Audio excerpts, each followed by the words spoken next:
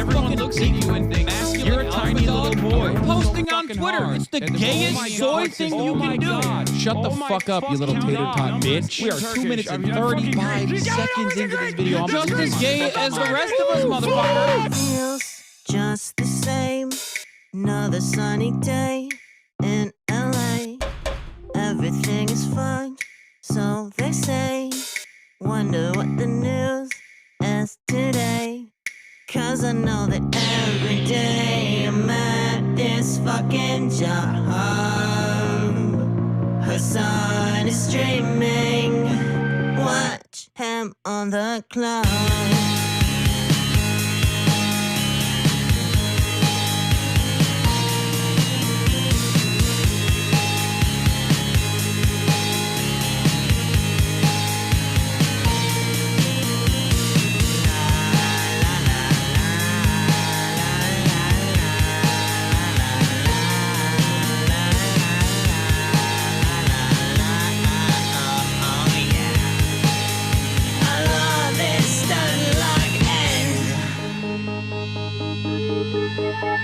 Listen, bro, the Lyra does not need this. Trans people love playing Hearts of Iron. Eating pussy is the basic bare minimum thing you can do. Where did they find these people, dude? And women want to have sex. Your job is posting. You're gay. Okay. God, I hate women so much. But is he really a socialist? He's such a himbo, I can't handle it. He's got a car and a house and it's better than mine. How the fuck can I sit here like everything is fine? That's just me being a fucking hog. Hasan is streaming. Watch him on that clock.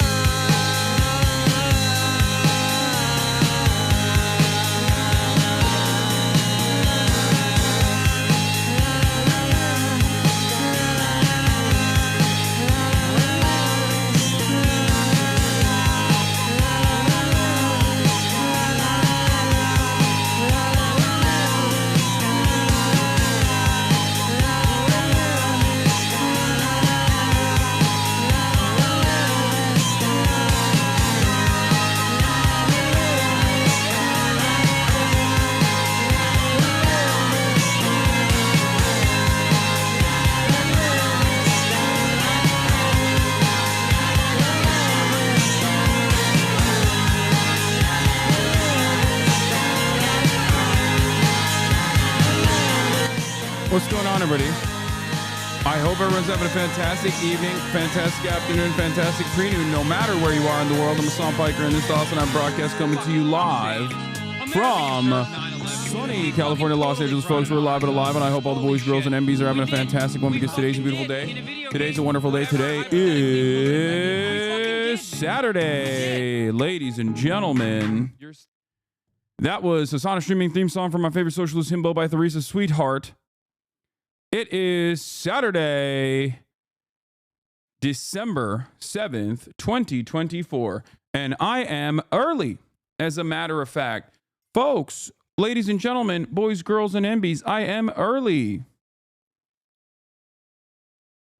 That's right.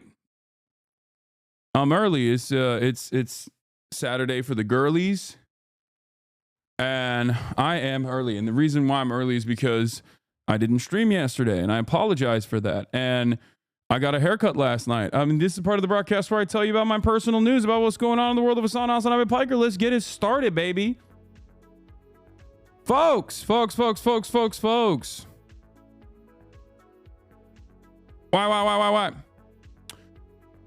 Oh, okay. So I ended the broadcast Thursday afternoon, your time, my time now, right? Went to bed. Woke up and left London town, flew in to the United States of America. But unfortunately, my flight landed at like around 3:30 and I couldn't get home by 5:30. And at which point it was a little too late for me to actually go live. Now, the crazy part about this entire process is that I don't want to jinx it, but I'm low key, high key, not like super jet lagged. So we'll see what happens. But yeah, I landed in the land of the free, the home of the brave. Okay, immediately took that obligatory I've landed pick. My stream ambitions for the day are chalked. Still in traffic. As you can see, my hair was much longer yesterday.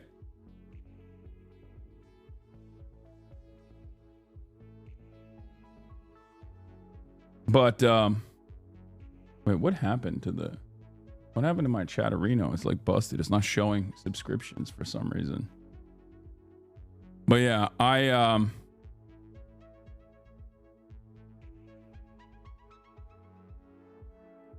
PoE 2, was London or LA traffic worse? I'm not gonna lie to you guys, I feel like London traffic might have been worse than LA traffic, which is crazy to say. Like, it sounds surreal to even recognize that there might be a place on the planet that's like worse than LA. Yeah, London traffic is so bad because, like, in LA, listen, in Los Angeles, there are times where you know not to go in certain directions, right? Like in LA, there are, you can't go alongside the normal commute traffic at certain points in the day. There's like congestion times. In London, it's always congestion time. It could be like 3 a.m. and there's like traffic and it doesn't make sense. Like every street, there's traffic in every goddamn street at like 3. How is that possible? It's insane. It's the most insane thing I've ever seen, because like we would leave Cambridge or Oxford and it would be like, okay, 2-hour drive. Okay. And then like 45 minutes would pass and I would look back down at my Google Maps and it would say 2 hours and 15 minutes away. I'm like, how did that happen? Like, there's never been a situation where like the more you go, the worse the traffic gets. So it's truly unacceptable how bad the traffic is in Londonistan. I mean, really dire. But anyway, I made it out. I made it out the cut regardless. You know what I mean? And try taking transit maybe. Yeah, I know. Public transit is better, obviously, but like I was with a whole bunch of people and a bunch of equipment. Like lugging that around was not going to work. I love taking public transit. As you guys know, I've taken public transit in London before. I much prefer it, but it's just like when you're going to a very far away place and you have a bunch of gear on you, it just doesn't, it doesn't work. You the follower of Podimon Empire? What is this? Do you hate the Persian Empire? What? Bro, this guy's not all right. You hate Persian Empire. Why do you hate Persian Empire? Why do you hate Persian Empire? That's like an incredibly old meme from one of my old roommates when I first started streaming. My old roommate was Persian, was Iranian. And we would always debate. Well, not like seriously, but we would always debate that like the Ottoman Empire is better than the Persian Empire. It's still in the rules, so first time chatters see it. Yeah. It's pretty funny that you're upset about this. But in any case, yeah, I got back to Los Angelino and I had a lot of these I had these crazy dreams, okay? I was going to go play basketball with Will and we were going to dunk on Jason, my nephew. Right? We were going to dunk on Jason, my nephew, and it was going to be great and all this stuff. And then we were going to go clothes shopping. None of that happened. Absolutely none of that happened. And that is because, I was both jet lagged and also simultaneously, I was too late. Got Kaya back. She's passed out, as you guys can see, because she had a long morning training. So basically, I decided I'm going to order curry. Do you believe the work we choose should reflect our worldviews? Sure. Ordered some curry. and watched Penguin and then passed out. That's what I did. Yep. That's what I did.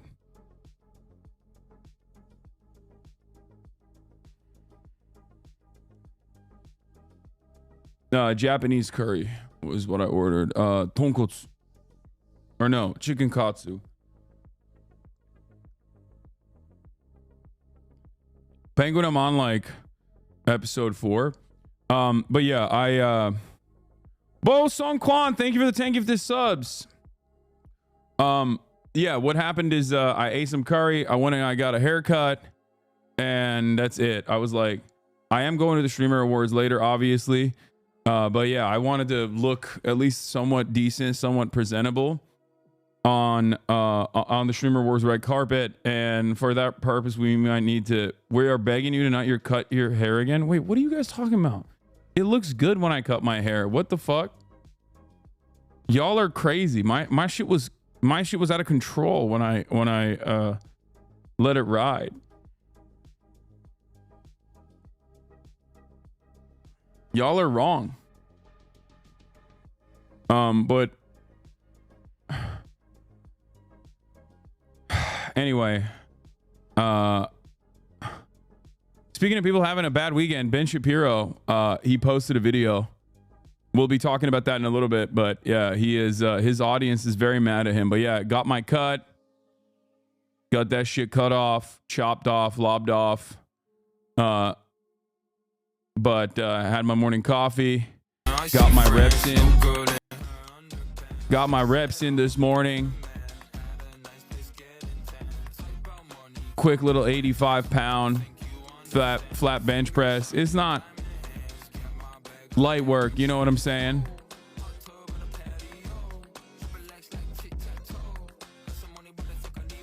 Dangerous angle with the thighs? Nah, it's fine. So folks, I'm live. And then there's the fit pick for you. Your hair is like the Syrian government retreating for dear life and gone in 10 days. What?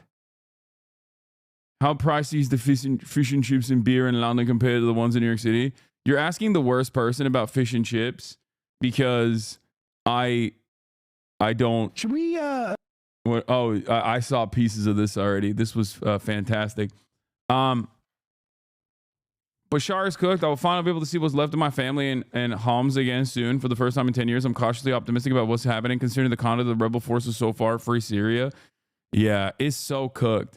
I feel terrible for the Syrian chatters in this community and just in Syrians in general, because on the one hand, you got like brutal dickhead Assad. Okay. And you know, I'm not like an Assadist by any means, memes aside. Right. And then on the other hand, the liberators are a collection of Turkish-backed Salafists and also former ISIS and former Al-Qaeda people who are now, you know, acting like that was a different, when they were beheading Christians, you know, back in like 2012, that was a totally different me. Okay. When I'm fucked up, that's the real me. You know, it's just like, that was totally different. That was totally different. We're woke now. And it's kind of funny because like they are literally understandably considered the peak of like global jihad. Like when Americans talk about like regular ass Muslims and say Islamophobic shit, they're literally pointing to guys like that. Okay. Yeah. ISIS got woke. ISIS is woke now. So it's just a crazy situation. I mean, we'll see. Jihad means struggle, right? Yes. But those guys, when they say global jihad, they literally like, that is the one instance where they do mean like genuinely going to the Western world and like activating sleeper cells and like, you know, killing people. That's what I'm trying to explain. When like for the average Muslim, the jihad could mean struggle. It could mean like working out. It could mean like self-improvement. For those guys, that's the one instance where it's like legitimately the thing that Westerners think jihad is.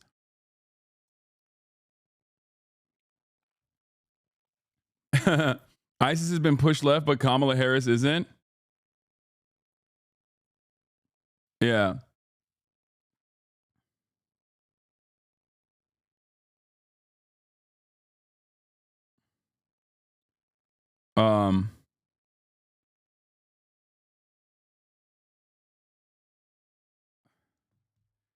But yeah, I'm gonna do a brief like desktop video, and then Will's gonna get here, and then we're gonna go shopping. So let's blast off real quick because I don't have a lot of time here before the streamer awards, and you know we'll get into it.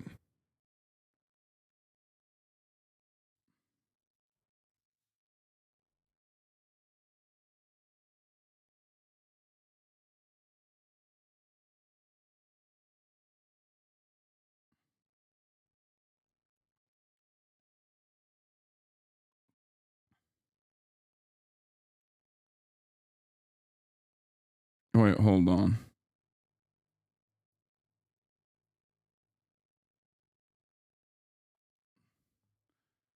Turkish lira is now legal in Syria. Let's go. Lamau, did you know Aleppo's now banned the Syrian pound? What?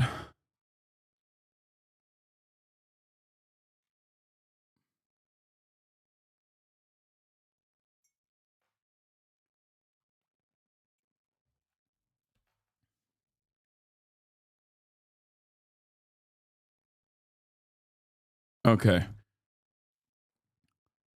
You are truly the go to politics. I didn't understand a thing bro said. Will you talk about the canceled Romanian elections? Oh shit, there's that too. God damn, there's so much going on in the world. Okay, let's just freaking blast off real quick.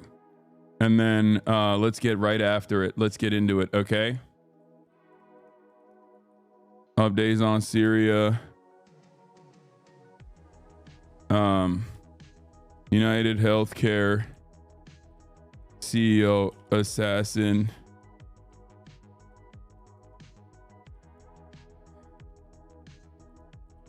Gets away.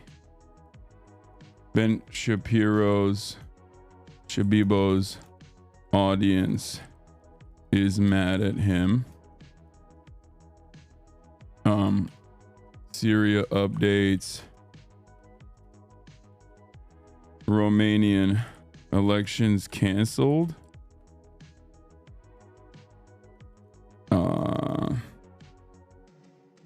Later,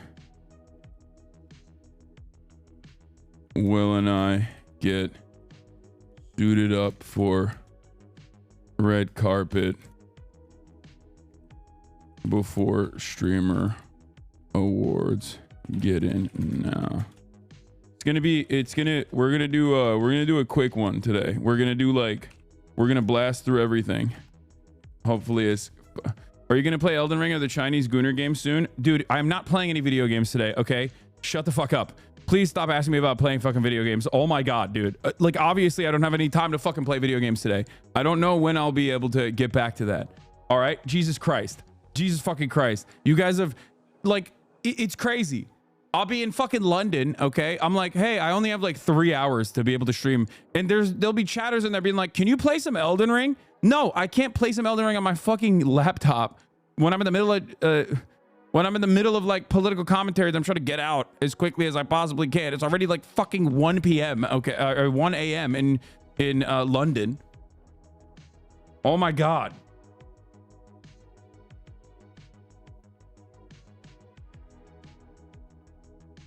Sorry, I know he said soon.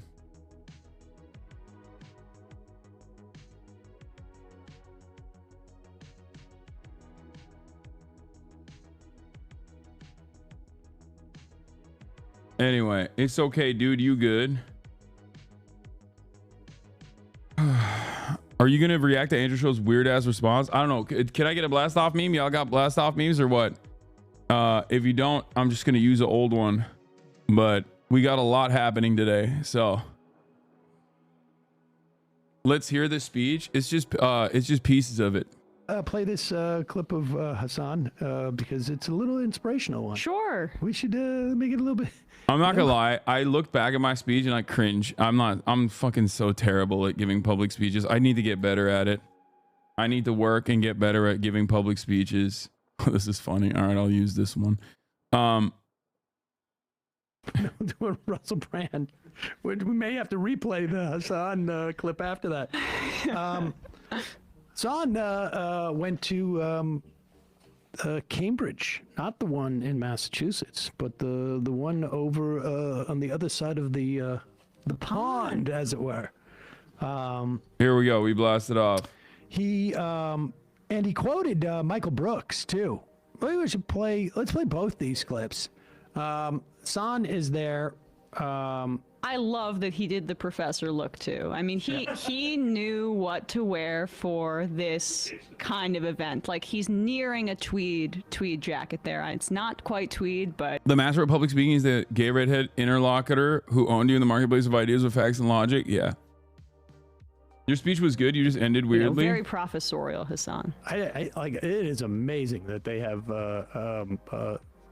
sport coats like that you can actually get around. The guy's massive. Yeah, he's tall. His arms. Glaze. I can't believe it's loose around the arms. Go Why ahead. don't you calm down over there?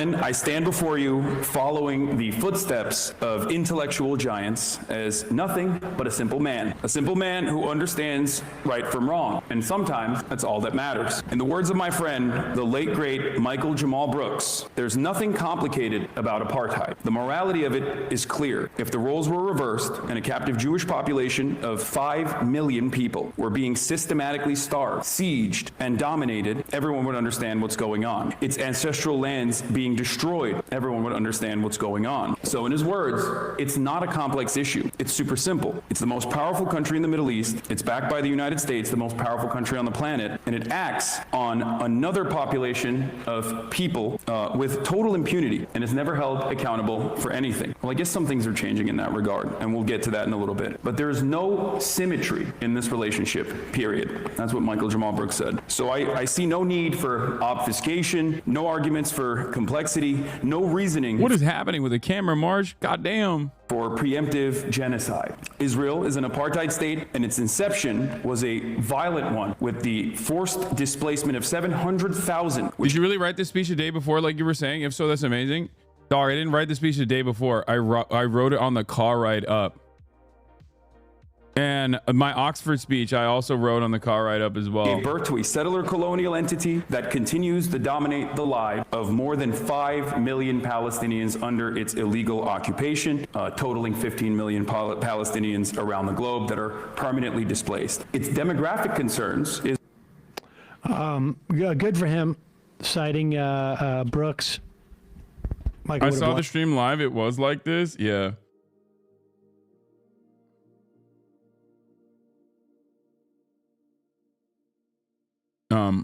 Like that. Many people have watched that clip of Michael Brooks saying that. And Hasan went on to basically with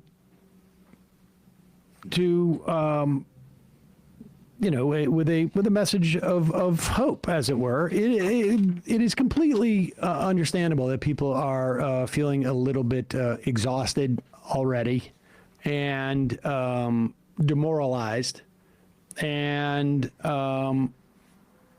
but there's plenty of examples in just the U.S. history alone of times that were even more despairing than we should now. And in many ways, we have more mechanisms for people to influence outcomes of things like happen with our government. And so here's Hasan wrapping up at in Cambridge.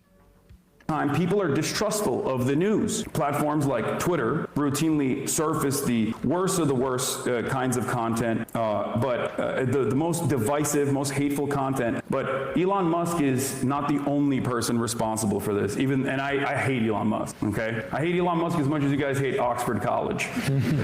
I heard that if I say that, I'll get some applause breaks there. So that was my exit ramp. But it's not just Elon Musk, it's not just Twitter. It's happening all around. Young people, men in particular. March, why'd they crop it like that? Don't even come in here.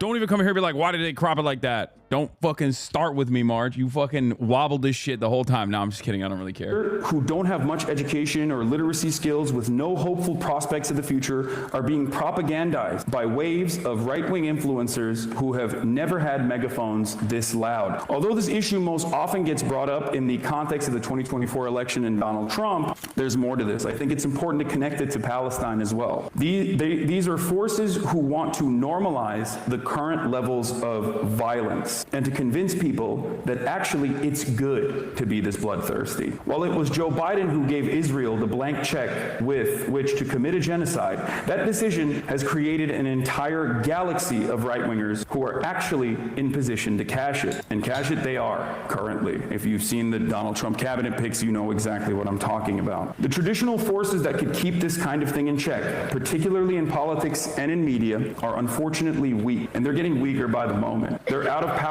They're broke. They're technologically weak. They don't understand the space. They don't understand the online content creation sphere. And I feel like they've, most importantly, with their coverage of Gaza, discredited themselves to an entire generation. It seems right now that those people who genuinely desire for a better future, who want an alternative to the genocide, will have to start looking amongst themselves, looking within themselves, their friends, and away from the mainstream if they want to help bring something like justice into the world. So I stand before you as a man who simply wants some semblance of justice for the Palestinians. I urge you not to lean into nihilism and succumb to helplessness, because you do not need the academic pedigree to know right from wrong. All you need is your moral compass. As someone who has seen the Palestine question evolve over my past 10 years of public advocacy, I never would have imagined international organs demand legal restitution from America's most valuable asset. After all, there are decades where nothing happens, and there are weeks where decades happen. Thank you.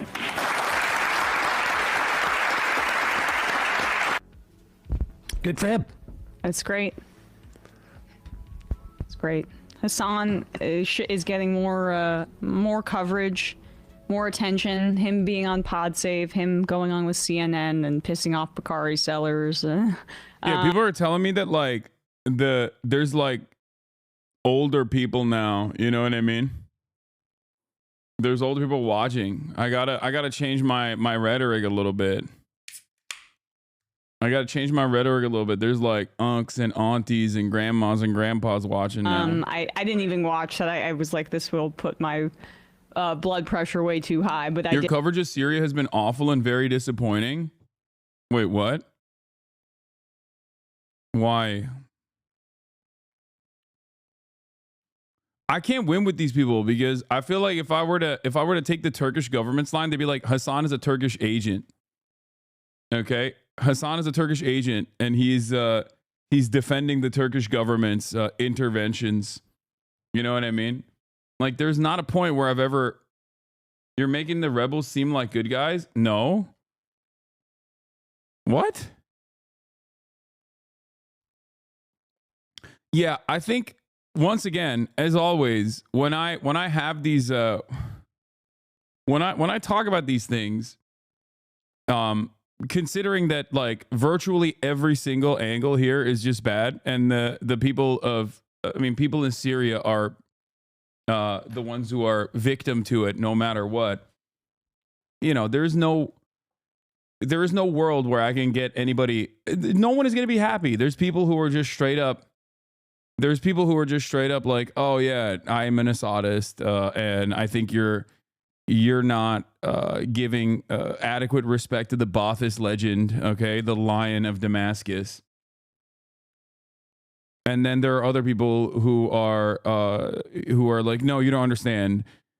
these are actually reformed Al-Qaeda agents.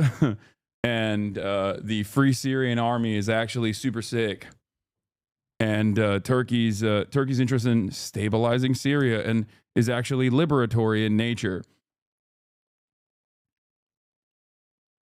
Yeah. Anyway. Yeah, everybody knows the real terrorists are the everybody knows the real terrorists are the student protesters on college campuses, okay? That's my only position, is that if you're a student protester on a college campus, you're the real terrorist. And also Hamas. Those are the only ones. Those are the only bad guys in every story, okay? Understand. Themasius with a playlist. Okay. Thank you, Themasius. Old heads glazing Hasan. Okay, enough. We've watched enough Glaze videos, I think. What is this? I have trouble viewing the video. Did you see this segment from Yeah, people like the Pod Save appearance. Showed my parents your healthcare CEO video last night. They love the refresh takes. They left the U.S. for Canada in the 90s because of predatory practices in medicine.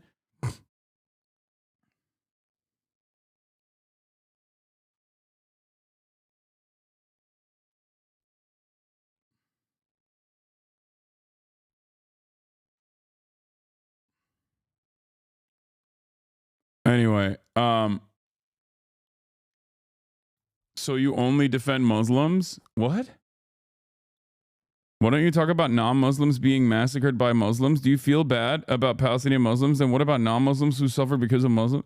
Dude, we got some real weirdos in the chat, dude. We got some real crazy heads in here today.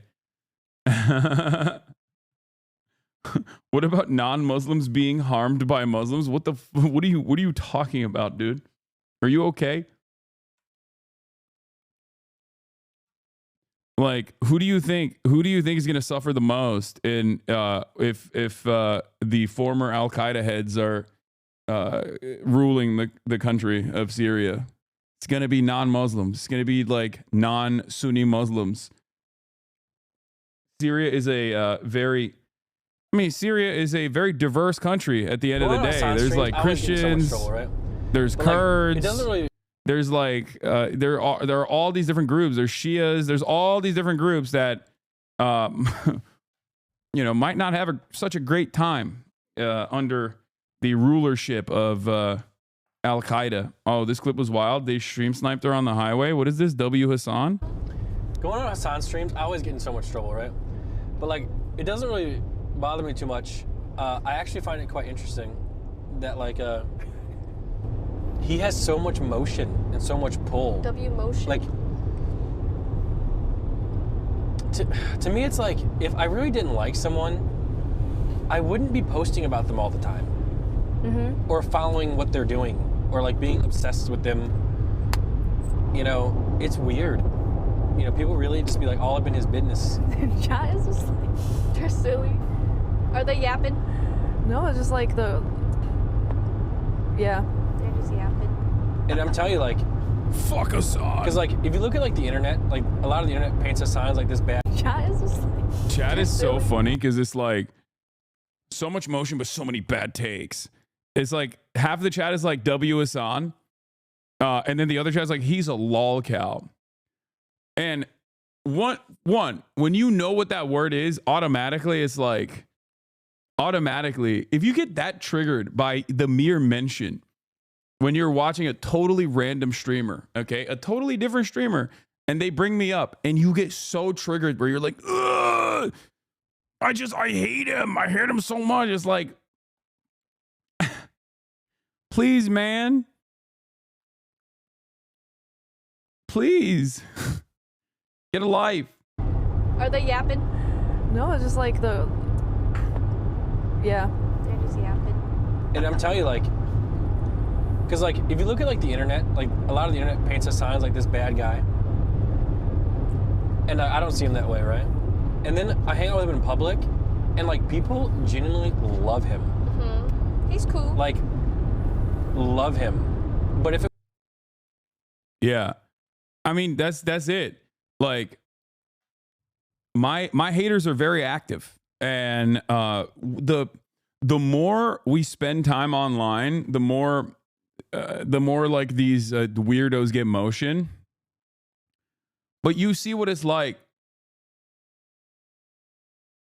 You see what it's like when you when a hater is out and about in the real world, when they're like behaving in the way that they would online, but in the real world, and you're like, oh, ew. Watch the 30 seconds after that clip, Lamau. I don't care. But it's like my real world experiences are very different. I got off the plane. Here, I'll give you an example. I get off the plane. I am about to leave. I'm about to exit customs, and someone comes up and they're like, "Oh my god, I would love to take a photo with you." It was a Mexican chatter, right? And she was super stoked to see me. Then I go to the coffee shop at LAX. Okay, I go to the coffee shop at LAX. The dude literally looks up at me. He's like, "Oh my god, I literally have you in my ear right now." Okay. He was like listening to my Cambridge speech in his ear while he was just like putting stuff down at the coffee shop. So Hasanabi heads are everywhere, and they're not weirdos. You know what I mean? They're just like real people. So my interactions in the real world are very different than the way that people present me online and the way that people reflect on who I am online, especially in on Twitch or on Reddit or on Twitter. These are like platforms that are easy to brigade. Many platforms online, as long as you are dedicated, are pretty easy to brigade. So it's not something that you need to. It's not something that you need to pay close attention to, in my opinion. You don't speak for me, man. I'm weird. Oh, yeah. You found him. There it is. God damn, y'all found him quick. That's crazy. But yeah. Hasanpiker on Positive America was amazing. Bro was cooking this week from a week ago, and now I'm at Hasan the Hun. Holy shit. Yeah.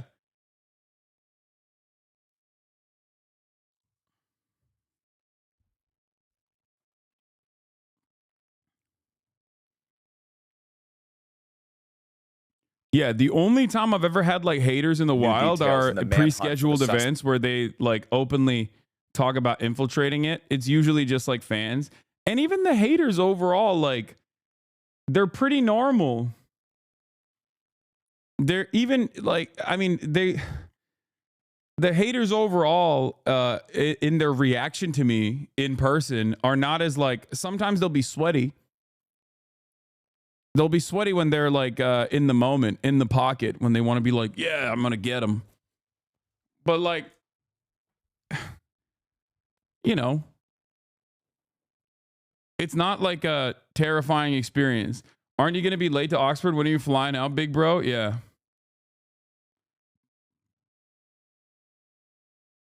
Oh my God, we're so back. It's like we never left. Oh my God, Susan Collins, she's concerned. Oh my God, stop the presses, guys. Susan Collins is concerned. Anyway, will you cover the Anglophone crisis in Cameroon and dictator Paul Biya? Also, will you come back to Oxford? No, I will not be covering Cameroon today. I don't even know what the hell's going on. But yeah, backpack belonging to CEO suspect. CEO shooting suspect is found. Suspect in the shooting death of the head of one of the nation's. Have you met anyone IRL who has a good faith critique and not a hater? Yes. The only two people that had good faith critiques, both were around sex work. Both were women, and both IRL were not a hater, but had good faith critiques, and both of them had not disagreements necessarily, but like didn't fully understand what my opinion was around sex work. That's it. I think that's like probably the most. That's probably like the biggest point of contention usually is sex work related. This POS is ruining the LeBron dunk compilation, man. What are you talking about? Where can we see your Oxford Where can we see Oxford speech? It's going to be on the Oxford Union website, like on a YouTube page, but we haven't, but it hasn't come out yet. It's going to come out in like a week, probably.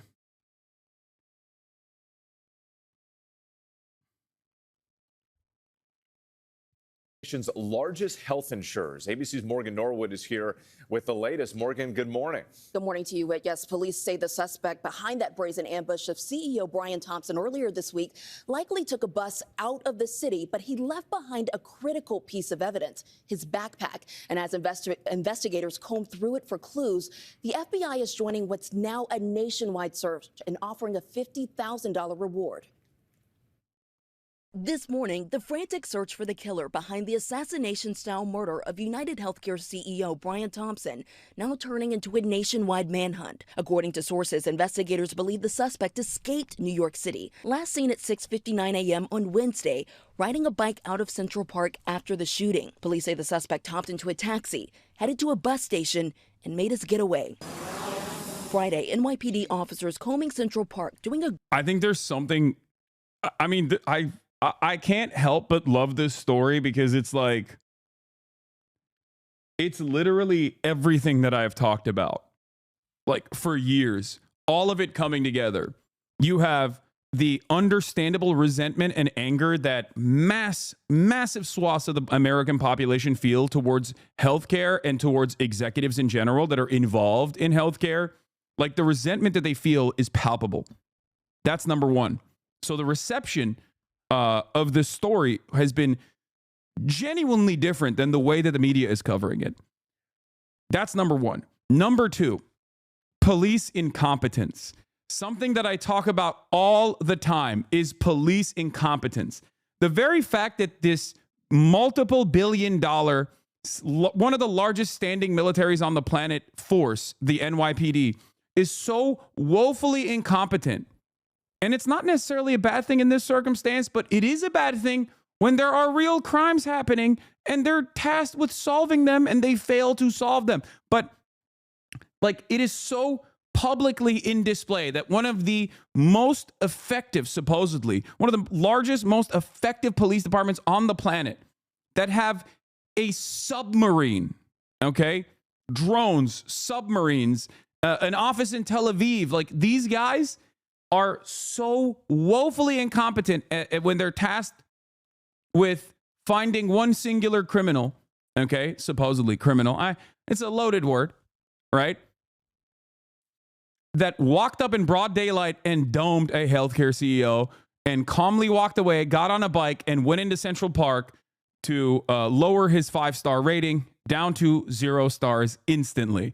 Central Park is the real life version of spray and pay. Okay. That's it. You go in with 5 stars in the Central Park, you come out 0 stars. Okay. Straight up. It's crazy. So, well, I've already talked about a bunch of different things revolving the story, the reception, and how diametrically opposed the mainstream reception or the mainstream coverage of this is in comparison to like what the average moms and dads in the Midwest, like how they feel about it. And it's very interesting. It took him 3 days to find the backpack that he dropped. Okay. And for the record, the backpack is like a classic. I feel like the backpack that he used was like a classic everyday carry backpack too. What is the design? It's like a very famous backpack. No, I forget what it's called. Oh yeah, Peak Design. Yeah, it's a everyday backpack from Peak Design. And from what I understand, this is like something that people really love this backpack. Okay.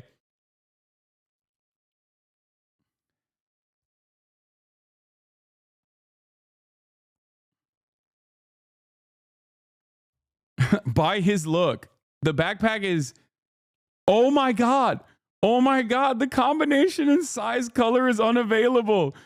Wait, the 30-liter gray is unavailable. It's sold out. It's sold out. The 30-liter everyday backpack from Peak Design is sold out. Wow, that's guerrilla marketing right there, folks. So, that's really interesting. But so basically, it's reselling on eBay for $4K. The jacket is also getting sold out online. Some places also hiking up the prices like 10x. Anyway, that's insane that people watch that and we're like, oh, dude, I love how breathable his windbreaker is. I personally loved the way that he could move in that, the way that he could move in his windbreaker, and how many things he could put in his everyday carry backpack. It's like pretty solid by his look. But yeah, the range of motion. But okay, going back to the earlier point that I was making though, is that like it is pretty funny to see how much the NYPD has dropped the ball on this. It's also kind of interesting how hard they are trying to find him, right? Like there is never this level of involvement for any random person getting murdered in broad daylight. If it was a random person getting murdered in broad daylight, nobody would give a shit. It would not be this big of a deal. So I guess when it's like someone in an actual position of power, when they get popped, it's like, whoa, all hands on deck. This is red alert, red alert. We have to do everything we can. This is the one time where we have to work, and they still cannot meet. They still cannot meet the standard necessary. The only law that matters is don't make cops look stupid in public. Yeah. Keeps you cool under pressure. The backpack. I think it's more about the media attention. No, it's not just because of the media attention. The media attention is also interesting, but it's because of the circumstances in which this act unfolded. It's obviously the motive of it was obvious. It's a person that was like seemingly had gripes with the way that healthcare works in this country, and it's a perfect story for many different reasons. But I think no matter what, like when a wealthy person is assassinated, yes, cops are going to take that very seriously, as opposed to like a random person getting killed. It is also kind of wild that it took him, like I said, 3 days to find the backpack that he just dropped. Grid search by drone and on foot, eventually leading them to the suspect's backpack. Now, detectives sifting through it for clues. That image, that picture of him, and this could be blasted all over the country, and the phone calls are going to be coming in. Someone knows this guy from somewhere. Police say they believe they now have a clearer timeline of the suspect's steps before the murder, telling ABC News they think the suspect arrived in New York City November 24th, 10 days before the shooting, on a Greyhound bus, boarding somewhere between Atlanta and Washington, D.C. Investigators using facial recognition technology on the only clear images of who they believe to be the suspect, captured during a flirtatious exchange with the hostel clerk who asked him to smile to check his ID. This is straightforwardly a perfect story. Okay? Like, even the very fact that he was like rizzing up the fucking reception person. Now, I don't even know if this person is the real person. This is just what the NYPD is claiming is the real person. We don't even know. And I'm not even like joking when I say that, because I know I've been joking quite a bit about the story where I'm like, oh, that's not him. It could be anybody, you know? And before people say completely different jacket, nobody owns one jacket, chat. Calm down. They identified the wrong guy. Innocent man wrongly identified as Brian Thompson shooter, fearing for his life. I mean, wait, what? No, dude, this is a Daily Mail article about Joey Manorino, who is like a fucking random right-wing Twitter troll who's... It's a bullshit article, chat. Don't get fucking duped, okay? That's not... It's Joey Manorino. He's like the classic fucking right-wing dipshit on Twitter. which sources say was fake. Authorities also turning to DNA pulled from items left near the murder scene, including a cell. Whoa! Hey! Calm down. That's a very different gun. That's a very different gun. That's not. That could be anybody. That could be anybody. It looks like I wasn't here. I was in the UK. Stop. I was in the UK when this happened. Okay. Totally different gun also. No suppressor.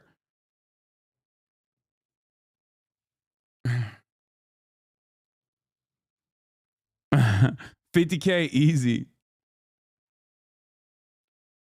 Cell phone and a smudged fingerprint from a water bottle they say the suspect bought at a Starbucks minutes before the shooting.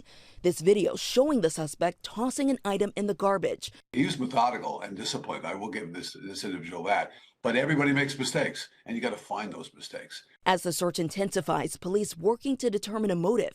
Police believe the gunman is a disgruntled ex-employee of United Healthcare or an angry client. Today, value-based care is the centerpiece of our growth strategy. And now other corporations. I think one of the craziest parts about this is that, like, this dude is still like small fry. Okay. He's not even the top dog. Like the United Healthcare structure, like there's a United Healthcare group. Okay. This guy is the CEO of one of the many different tentacles under the United Healthcare group. So like, he's a low-level CEO.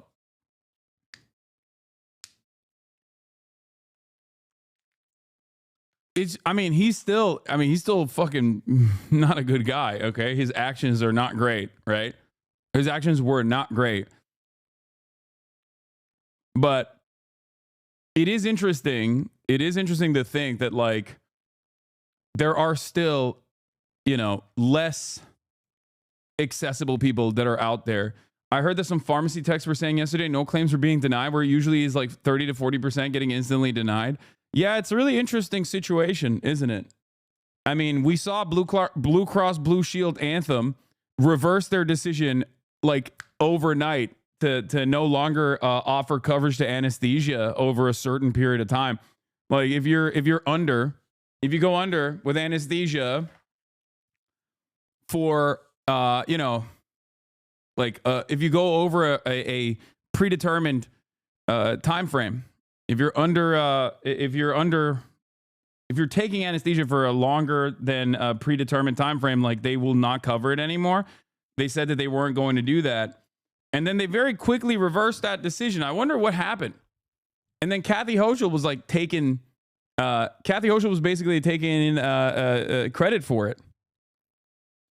And insurance companies on high alert, reassessing security for their senior executives.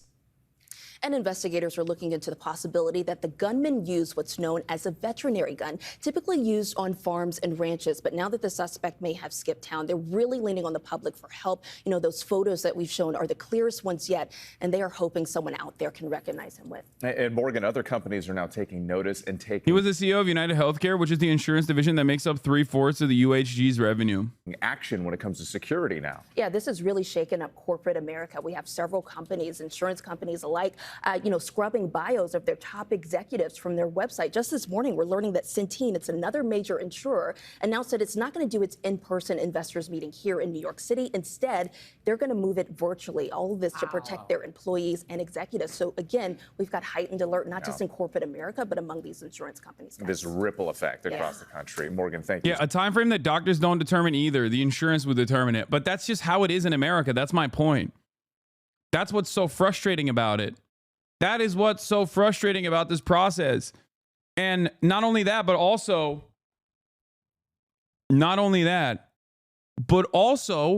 they used AI. United Healthcare started using AI to deny claims. And it skyrocketed the number of denials that they were engaging in. And for the record, even the deny, depose, defend book that everyone is pointing to, like that book itself is not exactly a great book either. Like that's a pro healthcare insurance book, but it's so bad. Healthcare in this country is so bad that they even got capitalists who are pro healthcare insurance that, you know, are criticizing it. Okay.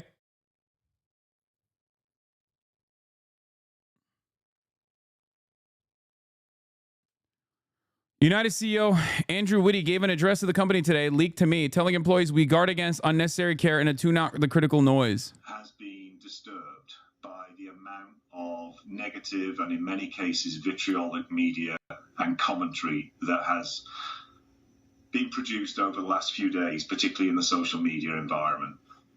And I want to reassure you of a few things. Firstly, we are going to continue to make sure that we put patients, consumers, and members first, as we always have done. The mission of this company is truly to make sure that we help the system improve by helping the experience for individuals get better and better. There was nobody who did more to try and advance that mission than Brian Thompson. And there are very few people in the history of the US healthcare industry who had a bigger positive effect on American healthcare than Brian. And we are going to make sure that we not only acknowledge and honor that legacy of Brian, but we will continue it. Our role is a critical role, and we make sure that care is safe, appropriate, and is delivered when people need it. And we guard against the pressures that exist for unsafe care or for unnecessary care to be delivered in a way which makes the whole system too complex and ultimately unsustainable. So we're going to continue to make that case. We will continue to do the work we do. And I have never been more proud of this company and our colleagues and what this company does on behalf of people in need across the country. I encourage you to tune out that critical noise. Yeah, they're basically changing. They're basically like hiding the board of executives and their names and stuff like that. People have been trying to get their Wikipedia pages deleted. Okay. And it's really interesting that they're this worried. I mean, I guess it's not that crazy to be afraid in this time, but legally, isn't it all public? It's all public information. Yeah, but they could potentially change the laws. I mean, these are very wealthy people. These are very, very wealthy people. These are the people who have a lot of motion. These are the people who can change laws and rules to benefit them and offer themselves privacy. You have to understand, every day in this country, we are a uniquely violent nation, okay? We have a lot of guns in this country. We have an arsenal of weapons readily available for all. And every single day, there is another mass shooting that takes place. And it is so commonplace. This kind of violence is so commonplace in this country that it doesn't even meet the standard of like regular news coverage. This, on the other hand, has made news coverage. And the reason for why it has made news coverage is because this person was acting out the desires, I think, and the resentment that many Americans feel. Okay? I think that's what it is. That's why a lot of people are terrified. Because in the aftermath of the shooting, people were like, oh man, you really can't even be safe on these streets. The shooter is the shooter is still at large. And I was like, I'm not a fucking healthcare CEO. What do you mean? I don't think this guy is interested in killing other people, you know, or at least random people. I'm not afraid, you know.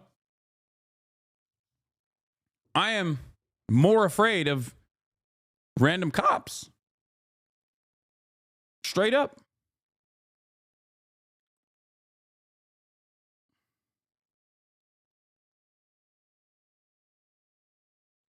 Got a push notification to exercise caution because the United Healthcare shooter is still at large. I personally do not feel like I am on the shooter's radar because I am not the CEO of a highly divisive multi-billion-dollar insurance company. Yeah. Warning me about a guy who's out there killing billionaires is like warning a dog about phishing scams.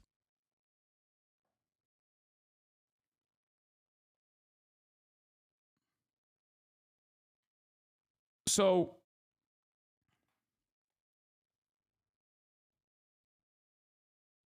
this is like the Chappelle bit about the LAPD offering protection to him because he was mentioned in Dorner's manifesto. I am not the one who needs protection. Yeah, exactly. So I think this is unique. The commentary that I made, the commentary that I had in the aftermath of the Trump shooting, the first one, is quite similar to this instance.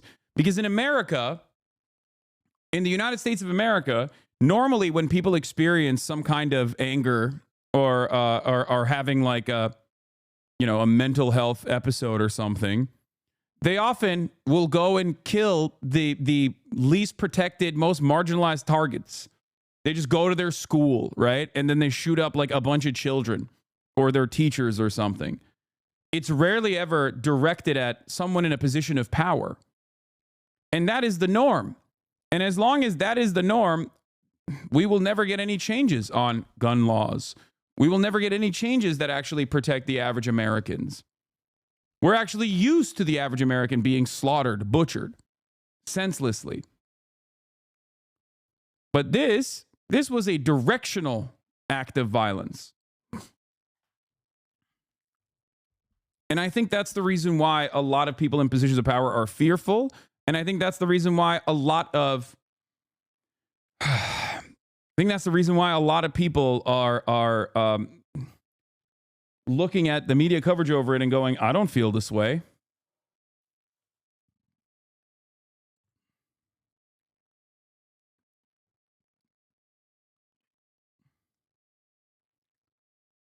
But one thing that has been quite interesting, is seeing conservatives also exhibiting the same anger that you normally would hear from leftists online, right? Like the reception of this story has been quite interesting. Americans from all different walks of life, from all different kinds of backgrounds, different political ideologies that have all been fucked over directly by the privatized for-profit healthcare structure in this country also carry the same resentment that the shooter had. And that's precisely the reason why, while right-wingers and mainstream media, both liberals and conservative alike, are trying to maintain this civility aesthetic to say, people are celebrating this, like this is crazy. Normal conservatives, on the other hand, are like, of course people are celebrating this. The fuck are you talking about? Look, people are naturally going to celebrate. This is on r/conservative. This man's death is an allegory for the failure of privatized healthcare as a whole. We can all relate. Prescriptions we can't afford. People we know who have been turned down. Healthcare or treatment due to insurance reasons. I'm a Republican and I'm not going to defend the failure of privatized healthcare. It's an absolute tragedy that people who don't have access to healthcare. I know that sounds like a lib talking point, but this is America. Healthcare should be just as great as the rest of our country. Complicit for over 7 million deaths, 1/3 claim denial rate, UHC being investigated for using algorithms that automatically deny claims. UHC has some of the highest healthcare premiums and costs. All the while, he was a CEO and making over $10 million a year. Also, he was being investigated for fraud, money laundering. This man did not have clean hands. I'm not justifying murder, just stating facts. And in America, healthcare costs are still higher than many countries around the world while providing subpar service compared to said countries. This act of violence, okay, in and of itself, is ripping through the social fabric, right? Because this is vigilante justice, all right? And that's in almost every single circumstance. I wouldn't say unacceptable in every single circumstance, but like that is something that should not exist in a healthy society. But we are not living in a healthy society. And the very fact that people are also celebrating this vigilante justice means that there is like very deep-seated and valid resentment that people feel towards these institutions understandably.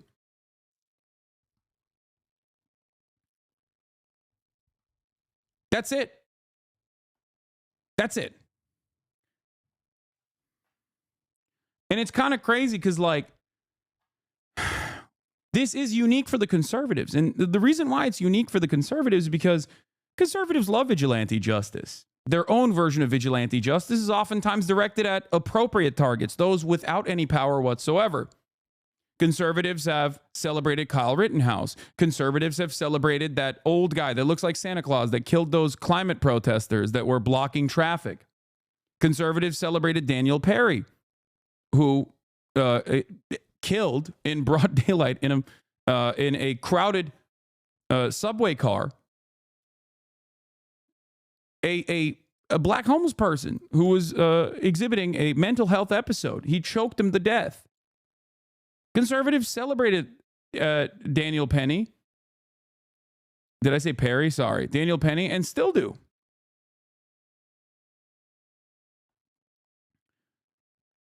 So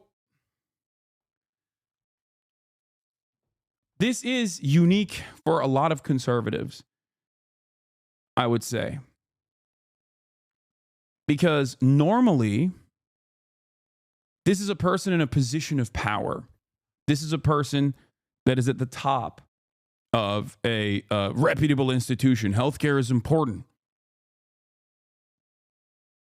Normally, you don't hear this kind of sentiment being expressed by conservatives, except as right-wingers try to polarize the subject and hit it from the angles that they're used to try to get their fan base to agree with them, to see this in the way that they see it.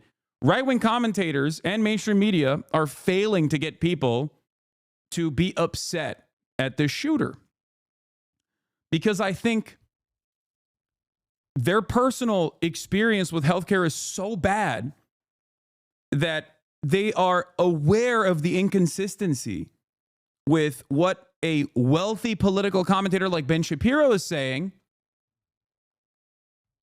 This video, by the way, apparently is sitting at 21,000 dislikes, and how they personally feel. I work in a factory in a deep red state. My coworkers all voted for Trump and wears merch. They were laughing at this incident. It's not just the left. Ben, you're a millionaire. You're on a true blue-collar conservative. You're a rich guy that tries to appeal to working-class Republicans. You don't understand what poor people go through. Why do you pick on the left? This is bipartisan. You're out of touch. Ben, this issue is like a 99% versus the 1%. Your audience is more likely working-class conservatives. We get denied health insurance claims and get screwed because we aren't rich like you. Remind me when you said we don't need to retire at 65. I'm glad the comments are giving Ben a reality check. Ben Shapiro is the CEO of his own company, so it makes sense he might see a little of himself as the victim. It ain't just the left. Ben tried to do this as a shocking targeted attack, and the left celebrates. As an independent content creator on the right, obviously, his job is to get people in his audience to say, killing a CEO is inappropriate. Of course. The norms, the civility. You can't kill a person in a position of power. Are you kidding me? The fuck? That's not allowed, right? And I'm not even saying that you can do that, okay? I'm not saying that at all, because I am a humanist, okay? I don't believe in the death penalty. Ben Shapiro does. I don't believe in capital punishment. My solutions are, in my opinion, a lot better than whatever the fuck these guys are saying. I personally am a firm and committed believer in universal health care. If we had universal health care, this kind of resentment would not exist. It's the same principle behind Me Too. Me Too movement was a movement that absolutely swung in the direction of justice, vigilante justice, because the institutions were not doing anything about mass harassment, sexual assaults in the workplace, right? And then, as vigilante movements, as is the case with most vigilante movements, it went far. It went too far, and then the pendulum swung back, right?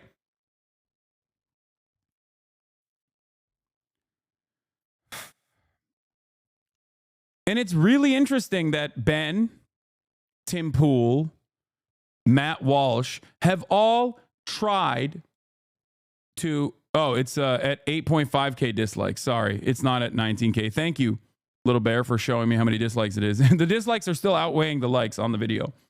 But they are trying to spin it. Okay? They are trying to spin it as hard as they can. They're trying to spin it as aggressively as they can. Matt Walsh's initial reaction was, oh, it's because they killed a white guy. And the left is celebrating it because it's a white guy. Yeah, here it is. The left is outright praising the first-degree murder of a health insurance CEO because he's a white male. If he was the CEO of the same company was a black woman, you would not be seeing any of the gloating and celebration. I hope everyone understands this basic point.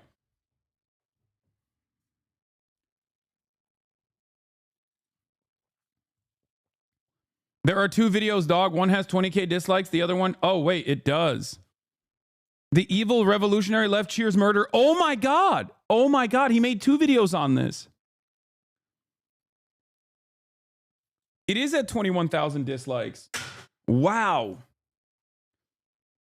So Matt Walsh immediately went in, and I noticed this because that other federal agent, what's his face?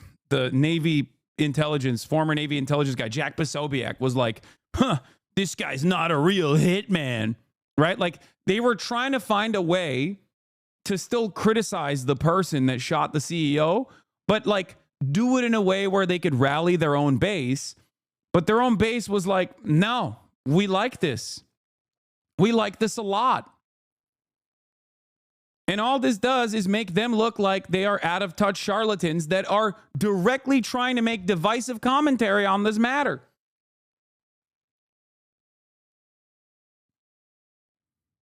The left is outright praising the first-degree murder of a health insurance CEO because he's a white male. If he was the CEO of the same company, but it was a black woman, blah, blah, blah. Most people were like, no. Yeah, this is the replies to Brian, the CEO. Okay?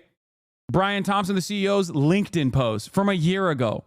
Brian Thompson, this seems like a laudable mission, but United Healthcare Group is failing my mother by not providing her basic care to get better and get back to her life.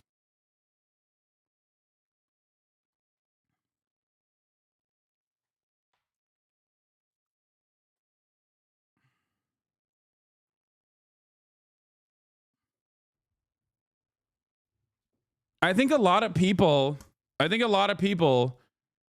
realize that there is no right-wing identitarian politics in a moment like this, because it's such a clear-cut example of, right and wrong. I saw this. Yeah, I just realized that your entire business model requires us normal folk hate each other.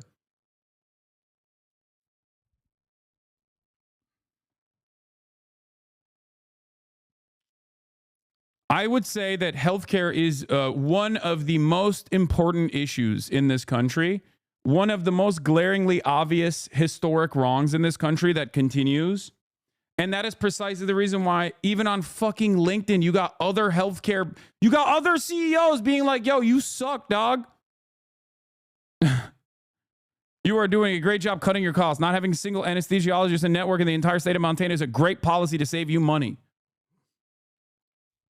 I'm telling you, man, healthcare and home ownership, like healthcare and housing prices, are the two key things that everyone gets fucked over by. Every single person.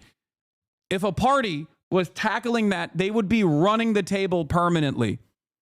They would have a permanent democratic popular regime. They would have a popular broad mandate. Education is very bad too, but I'm saying, like, in terms of like the top priorities, I think it's healthcare and housing. People are very, very, very angry, understandably, about the situation that is unfolding, about their own material realities. And these guys have gone on for far too long, very clearly cutting across that class consciousness by saying, don't worry about that. Don't worry about healthcare. Look at how these libtards, they hate white men. They hate you because you're white. All they do is they care about trans people. That's all they care about. And I think this kind of divisive narrative does not work in a situation where, like I said, it's a glaringly obvious problem. with very real resentment. This proves you right on the take of the Walton family being persecuted and the egg prices going down. Yeah. Remember on Pod Save America, I said, if Kamala Harris came out and said, I am going to arrest the Walton family, and that is how we're going to claw back these egg prices, Americans would be 100% on board. Okay? She doesn't need to go that far. But you have to understand, like people don't care what the solutions are as long as there is a solution to those problems. Do you see what I'm saying? And it's clear. If someone was like, I'm going to arrest every healthcare CEO and we are going to institute some kind of like normal, good healthcare that every other country has, every other comparable nation state has on this planet, people will be like, yeah, no, that's it. That's my shit. I love that.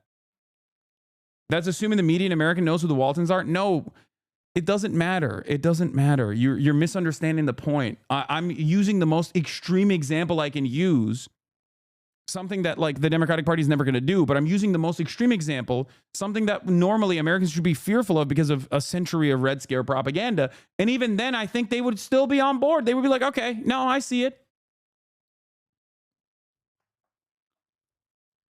This is not the like solution, okay? I'm not saying that the solution is like going out and instituting vigilante justice against like random CEOs. The solution is legislative change. But I think that there can't be this much pressure without a pressure valve, okay? You cannot have this much pressure building up, this much resentment building up, and consistently move people's attention away from the real vectors of pressure, real vectors of resentment. And this is a moment where very clearly someone did take vigilante action, right? And people were like, yeah, I don't care about this. This person has like killed my grandmother. I don't give a shit. You cannot hurt tens of millions of Americans in this systematized form of violence, in the words of Engels, this social murder, okay?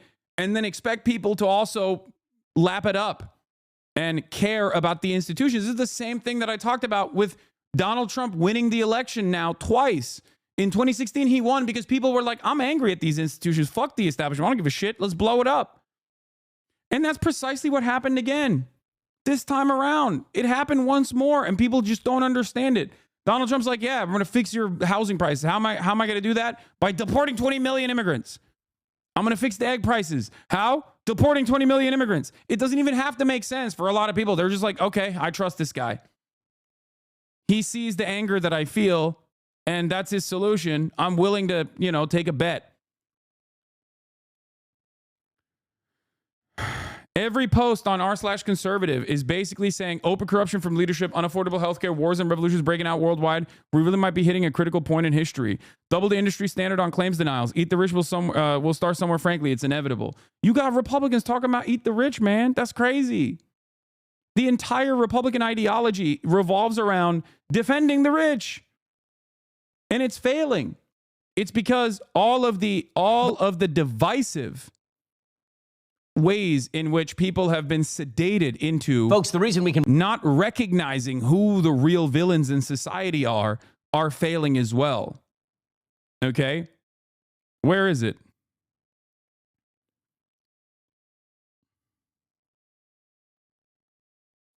Where is the other video that people were responding to?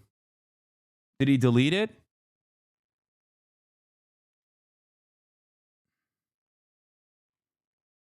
Scroll up, second row. Oh, the evil revolutionary left cheers murder. Updates in the search. Yeah. L-Take, I'm glad the comment section noticed. The CEO is actually a criminal. I just realized your entire business model requires us normal folk to hate each other. I don't know why you're trying to keep pushing this as a left issue. It's across the board. Yep. That's it. It's not working. It's not working for the right, the populist right, the so-called populism of the right. It's only the populist right-wing sentiment is only effective if there's no motion on the left. This is why I say if the Democratic Party actually got their fucking shit straight and were truly fighting to fix some of these problems that Americans are facing, the Republicans would not be able to effectively cut out this like anti-trans shit, this anti-immigrant shit. It just wouldn't work because everyone would be like, okay, well, this guy wants to fucking make my healthcare free. I don't give a fuck. I don't care about trans people. I don't care. Yeah, they're weird. They're gross. Who gives a shit? Is the normal attitude that most right-wingers have. They're like, yeah, okay. Is that gonna put more money in my pocket? Is that gonna put food on my table if every single trans person is no longer allowed to compete? All 40 trans people in the entire fucking state, in the entire United States of America won't be able to compete in fucking high school swim meets? Is that gonna give you more money? Is that gonna make healthcare affordable? No.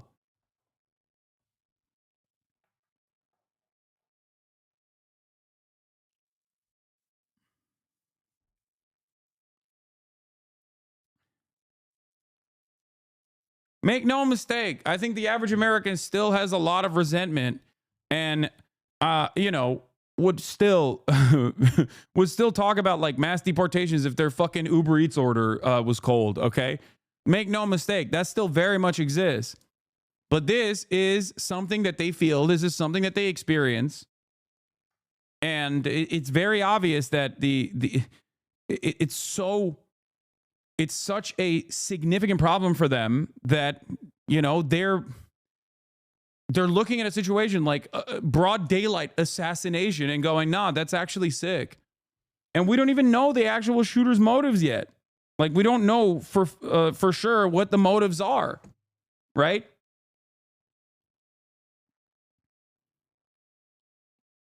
I've had 2 doctors retire in the past 4 to 5 years because they claimed they were tired of spending the majority of their day arguing with insurance companies about how to care for their patients. One said apparently their accounting degree trumps my medical degree. Everything is denied by default and hope to frustrate the doctor impatient enough to concede. I don't condone the murder either, but I'm not surprised it happened. I'm dealing with insurance right now and have multiple doctors say, I need surgery, and the insurance company still refuses to approve it. Yeah. It's fucked up, man. It's fucked up. The widening manhunt for the gunman who killed United Healthcare CEO Brian Thompson. This morning, New York City police say they recovered what they believe is the shooter's backpack in Central Park. That's where the gunman fled after shooting Thompson in front of a hotel in Midtown Manhattan early Wednesday morning. While the backpack may serve as a valuable clue, the search is now expanding well beyond New York City and now includes the FBI and more than 80 police departments nationwide. Allie Bauman has been following the story and joins us now. Allie, good morning. Good morning, Dana and Michelle. Investigators now believe the gunman left New York on a bus shortly after the shooting. NYPD sources say they have more than 200 images of the person they want to question, but they have not named a suspect or determined a motive. Meanwhile, the shooting and public reaction to it has left some healthcare and business executives rattled. New video obtained by CBS News appears to show the individual who police are calling a person of interest stopping to bend toward a pile of trash on West 55th Street. This video was taken just a few minutes after surveillance footage at a nearby Starbucks shows a hooded and masked man using cash to buy a drink in a power bar. Less than a half hour later, United Healthcare CEO Brian Thompson was shot and killed just a few blocks away. Police say the gunman was then seen riding a bike into Central Park before he exits on the Upper West Side without a backpack, and he ditches the bike. We have him in a taxi cab, and the taxi cab takes him up to 178th Street and Broadway, which, as we know, is a Port Authority bus center. Those buses are interstate buses. That's why we believe he may have left New York City. Sources tell CBS News the gunman may have boarded a bus that was leaving for Atlanta. On Friday, investigators combed Central Park and found what they believe is the shooter's backpack. And they focused on the Manhattan hostel where they think he stayed and where a surveillance camera captured this image. It's the person they're looking for with his mask down. There's lots of time left. This is by no... Again, sorry to spam, but I wanted to add my parents are conservative Christian and they're loving this. My mom has cancer. She definitely feels vindicated. She literally just texted me to say she didn't know if she and my dad would be watching the Daily Wire anymore, lol. That's what I'm saying.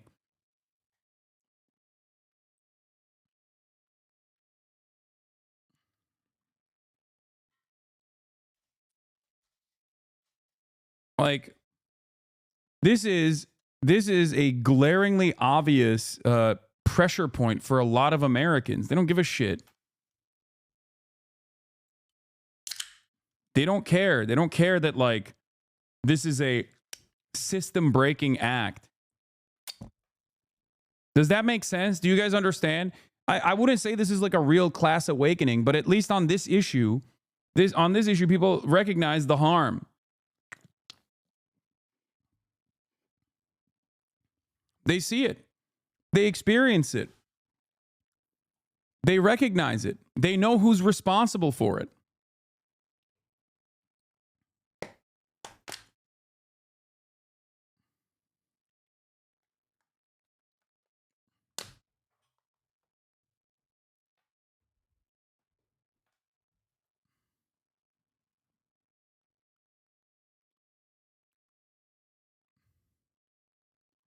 My company, Mayo Clinic, has a literal division of people whose job it is to argue with insurance companies on behalf of doctors because they don't have enough time to argue every single diagnosis or procedure that their patients need. Yeah. All that stuff makes healthcare more expensive in this country, for the record. All of that stuff makes healthcare more expensive, more costly, and shittier overall. Anyway, and the police are desperate. Apparently, NYPD sources say the artificial intelligence is going to play a big role in nailing the idea of the gunman who killed the United Health CEO. His mask, to point out, didn't totally cover his face. Bone structure was showing through the rest of it. And AI will come up with a pretty clear match, they believe. I think it's very funny that they are using the bunk-ass artificial intelligence. The irony of using AI to capture an assassin who killed the CEO that instituted an AI model with a 90% error rate is fucking fabulous. This is low-key, yet another instance of the enshittification of everything. The profit motives, creating worse outcomes overall. And it's a institution that's tasked with, like, finding this criminal, right? And they're going to fail. It's a failure. The AI system is fundamentally broken. It's only good and working as intended when you are using it to deny insurance claims. It's supposed to be bad. It works as intended with the Lavender program, Israel's targeting program. It works as intended when you're just using that as a plausible deniability to be like, oh, well, our Lavender AI targeting system found all of these people to be Hamas terrorists. AI doesn't work when you are actually trying to hyper target and find a specific individual. It's supposed to be a mechanism that you use to say, oh yeah, to use when you don't actually have to, solve the issue.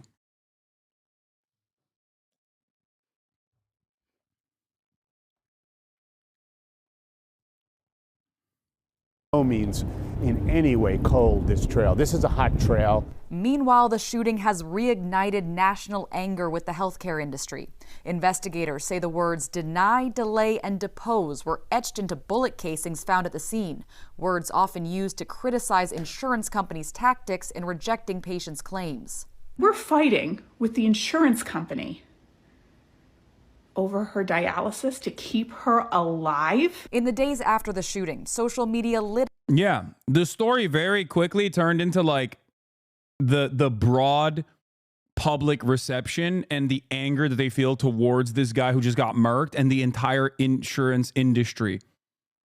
You can't fuck over tens of millions of Americans at the behest of the profit motive for years and years, and then expect people not to respond like this in a moment where there is some semblance of vigilante justice at play. Okay? This requires systematic overhaul. Okay? This requires legitimate change. That's it.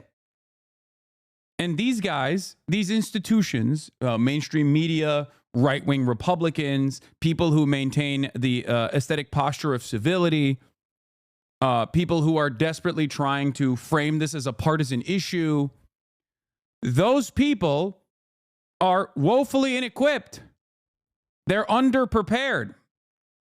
I don't think they were expecting this groundswell of positive affirmations for a person that did a crime in broad daylight.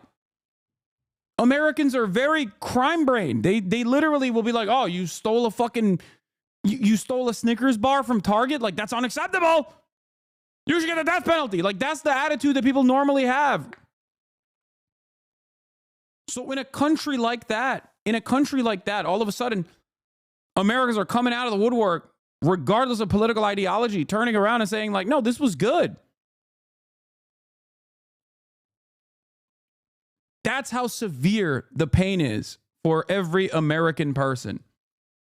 It up with Americans sharing their frustration with insurance providers. A survey taken last year found 12% of claims were denied, up 20% from 2020. While a 2023 survey found nearly 60% of insured adults experienced some issue with their coverage in the previous year. What's Jenks' attitude on this? Well, I'll tell you, I don't know about Jenks, but Anna Kasparian also hit the classic, like, I can't believe the left is celebrating murder, and then changed her tune real quick.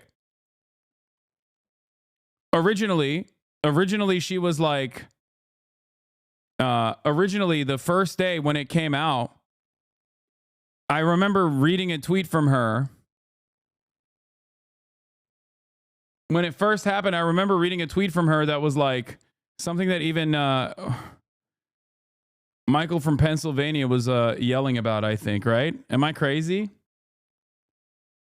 But she has basically decided,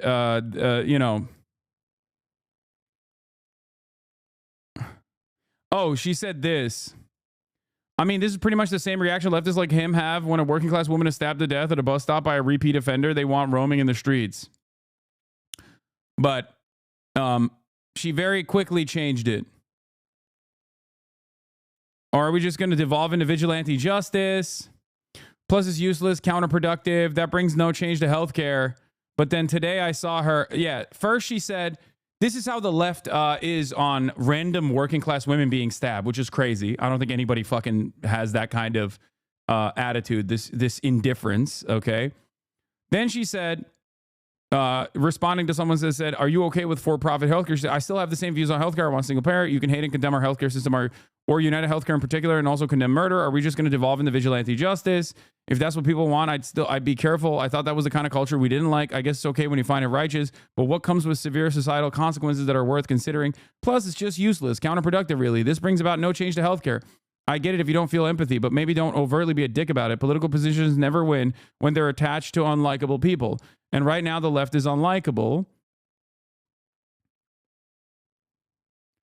And then she responded to Ben, live your life in such a way that you aren't a socialist leech on the ass of society, reveling in the murder of people who work for companies you don't like.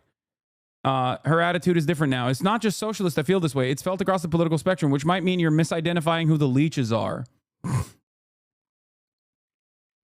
So it seems like she's changing her rhetoric a little bit.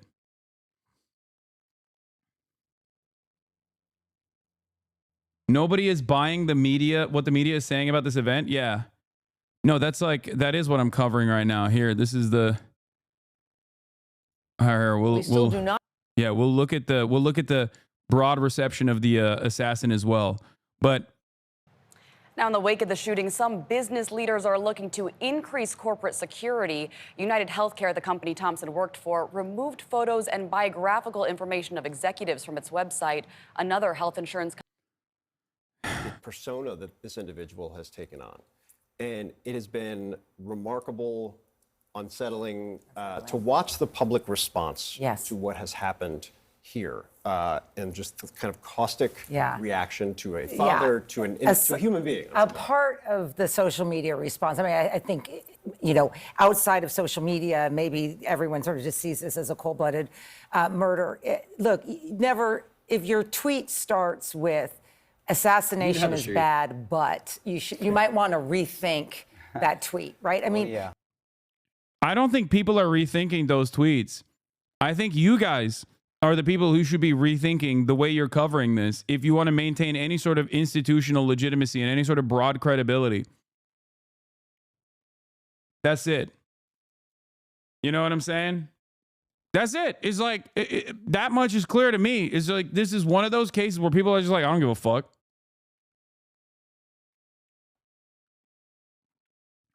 One must examine why people feel that way. You don't have to go out of your way. You don't have to go out of your way to be like, murder is awesome. This is sick. Like, you don't have to say that, right? But I think this requires an in-depth examination as to why people feel this way.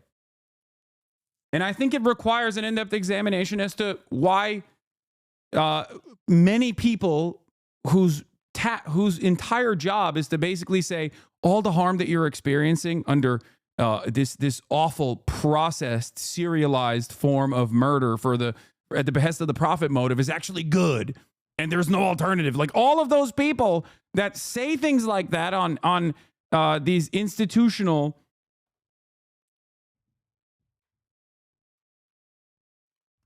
all of the people that say, like, this is completely, all the people that are directly at odds with the way that people feel about it should maybe take a cold, hard look at why they are so obviously on the opposing side of, like, the broadest subsects of American society. I said this immediately after the shooter shot the healthcare CEO. I'm wondering what a poll would look like. I'm wondering what kind of broad popular support this shooter would get right now if they actually polled it, honestly, in an honest way. I feel like he would get overwhelming majority support. Not know why the CEO of United Healthcare was murdered on Wednesday here on the streets of New York, but some of us have been really surprised by the reaction online. Many have shared their very deep frustration with the health insurance industry. I have never seen Americans so united on something as I have over the last 24 hours in the comment sections on these news articles about the United Healthcare CEO. If you think that I didn't need anesthesia to have surgery, you're insane. I'm having a hard time being empathetic to the situation whatsoever, because this is a billion-dollar company, okay, that denied. United Healthcare's profit for the last year was $37 billion. Pure profit, $37 billion. 37 with a B. Okay? It's fucking crazy. Access to people every single day. And we're fighting with the insurance company over her dialysis to keep her alive. Having said that, I think that there is something really instructive in seeing how almost gleeful people are about this horrible event. And the truth of the matter is what it tells me is something that we all already know, that Americans have just had it. We have had it. She speaks for a lot of people there, but this really isn't about this tragedy. The videos of the doctors talking about their frustrations with insurers are from before the shooting. I had billed $12. Like, look at this. United Healthcare forecast on December 3rd. Profit largely in line with estimates. Forecast adjusted profit for 2025 largely in line with Wall Street estimates. The company sees adjusted profit for the year between 29 shares of the company fell 1%. United Healthcare, akin to its peers, see a demand and surge for healthcare services under the government-backed Medicare plans. This is them talking about privatizing certain aspects of Medicare. We talked about this extensively. Their stock went up, by the way, after the CEO got killed, which is crazy. For 2025, the company sees a revenue between $450 billion and $455 billion, compared with the estimates of $431 billion. The company expects cash flows from operations to range from $32 billion to $33 billion.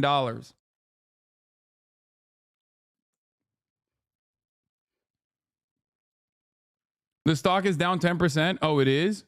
I thought it went up after. In the immediate aftermath, I thought it went up.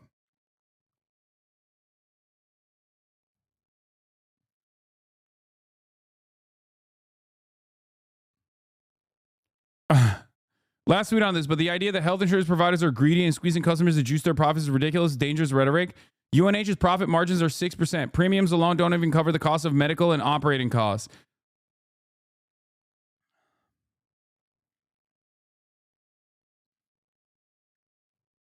Then it shouldn't exist. If it's not profitable at all, then let's just fucking not exist it. Let's just literally end it.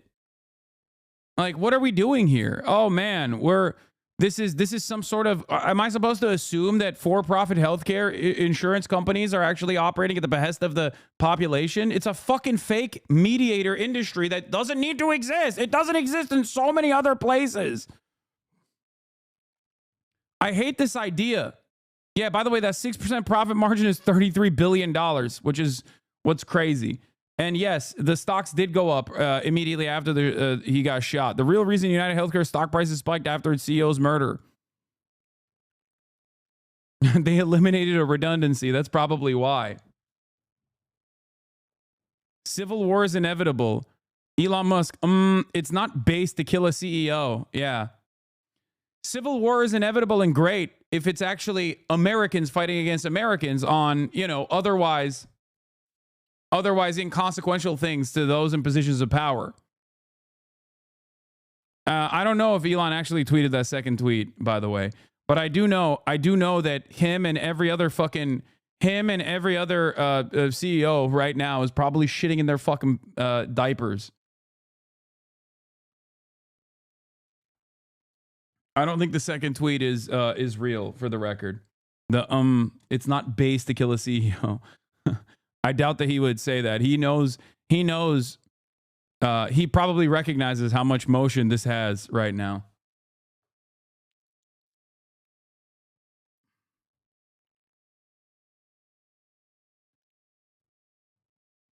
Yeah, I saw him bring his little human shield, his little child to a public appearance.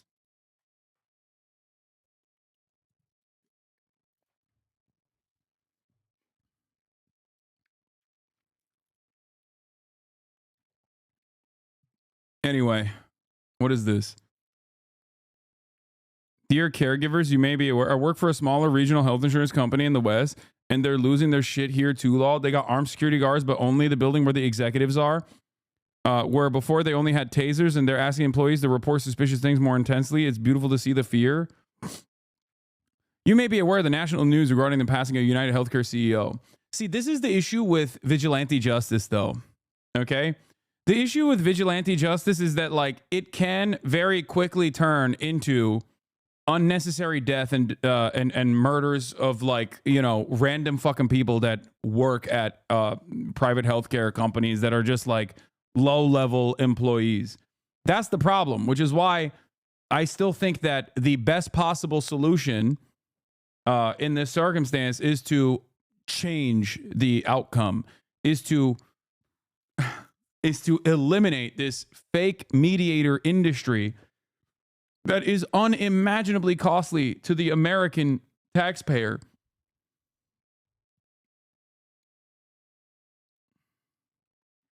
What? Please read my chat logs, please. I'm the girl at Oxford that asked you about sex work. Thank you for being so respectful. Okay. You don't have to spam it. Matt Walsh defended the guy who killed a homeless man while simultaneously condemning people celebrating the CEO's assassination. Couldn't be any more on the fucking nose. Exactly.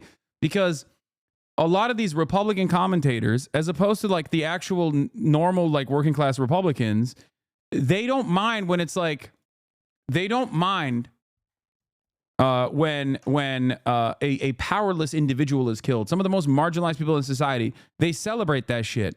But when it's an actually powerful person that is killed, then all hell breaks loose. They're like, oh, this is a complete collapse of the systems. Oh, because they're tasked with defending these people. That's the point. I've never felt more reaffirmed in how correct I am when I said if Democrats actually pick these issues that people feel real, genuine harm around and tackled them, they would be broadly popular. That's it. This is an opportunity for the Democrats. If all you care about is electoral politics, okay, this is it. There is no better indication of how fucking angry people are than Americans who literally operate by the Hammurabi Code normally going, nah, this vigilante assassination was good. Think about how much Americans actually love, you know, punishing criminals. And this is a instance where they are not interested in punishing a criminal who did the fucking worst crime you could do. It's just an assassination in broad daylight.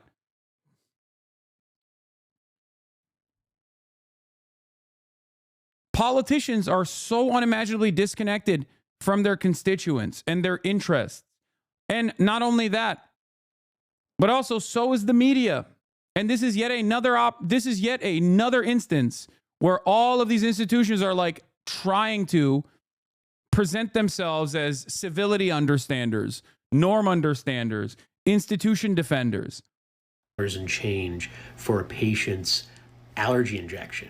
And they had done an audit and said that they weren't going to cover that bill of $12 and change. I am a doctor, and I have no idea why they're able to deny this. Does anyone else feel like they're having everything denied and need to appeal lately? I mean, I'm talking about joint replacements for a patient with bone-on-bone arthritis needing to get appealed for no reason. Like, what do we do? How can we make this end? I just feel like I'm in this cycle, spending more time dealing with insurance companies than with patients. Insurance is the largest roadblock to just attaining proper treatment, access to healthcare. And it's just like we're just bleeding money left and right in this healthcare industry. And who is it benefiting? Not benefiting me as a doctor. The guy's going to get away with it. Cops seem lost. I mean, ironically enough, a part of the reason why the cops seem lost is because every aspect of American society, including fucking policing, is also crippled by the same profit motive that undermines every institution, because they're using like artificial intelligence and shit. I mean, cops also are just really bad at their jobs in general, and this is yet another instance of them being really bad at their jobs and being bad at their jobs in broad fucking daylight. It's not benefiting the patient. Who is it actually benefiting? Wow, here to help us understand why so many people are so very angry is CBS News medical contributor Dr. Celine Gounder. She's editor-at-large for public health at KFF Health News. Really glad to have you here, especially on this particular day. Listen, we can all agree that the system is broken. We all agree on that, but it seems that people are having a hard time separating the broken system from the person. The fact that so many people are gleeful is the word that this has happened to this man just sort of stuns me. How did we get here? Look, vigilante justice is not okay. Yeah. We do have a country of law and order where there are systems to address these issues, which we can talk about more.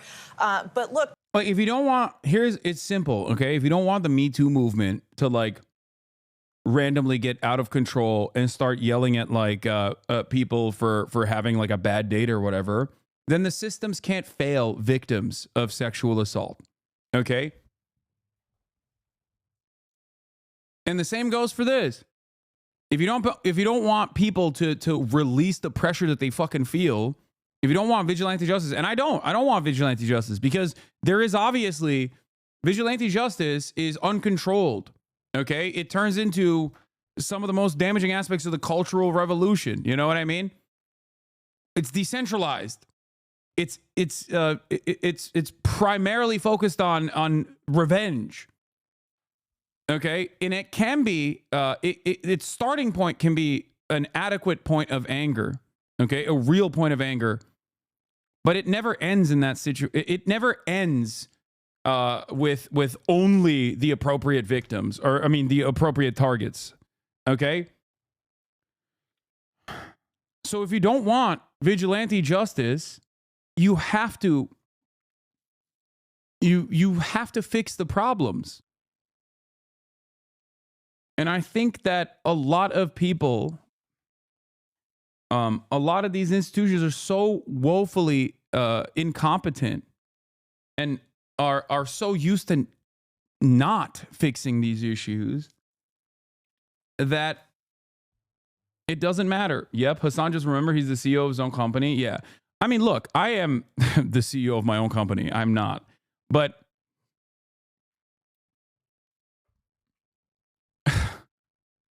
Listen, if I get murked, it's going to be a fucking psychopath, neo-Nazi, very likely, or like a Destiny fan, all right?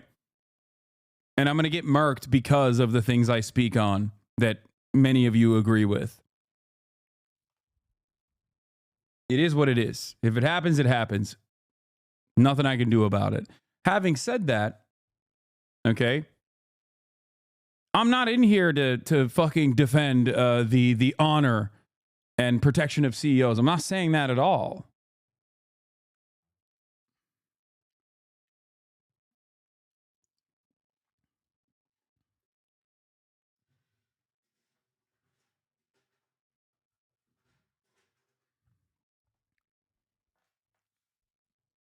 I just want people to have healthcare, man. That's it. The CEO of his billionaire father's corporate empire? Yeah, I know. My billionaire father. So funny that they claim that my dad is one of the richest people on the planet. Like, my haters are so fucking stupid.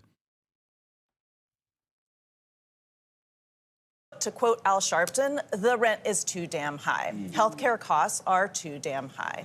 And what we see in this country is that the number one cause of bankruptcy is healthcare-related expenses.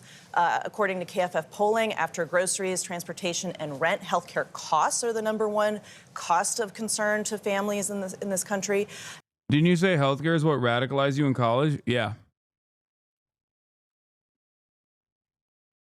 And so we've gotten to a point where healthcare is so inaccessible and unaffordable, people are justified in their... By the way, the rent is too damn high is not Al Sharpton. That's so funny that she said that. No, you shouldn't go broke trying to live. So the insurance industry can do something about this, can't they?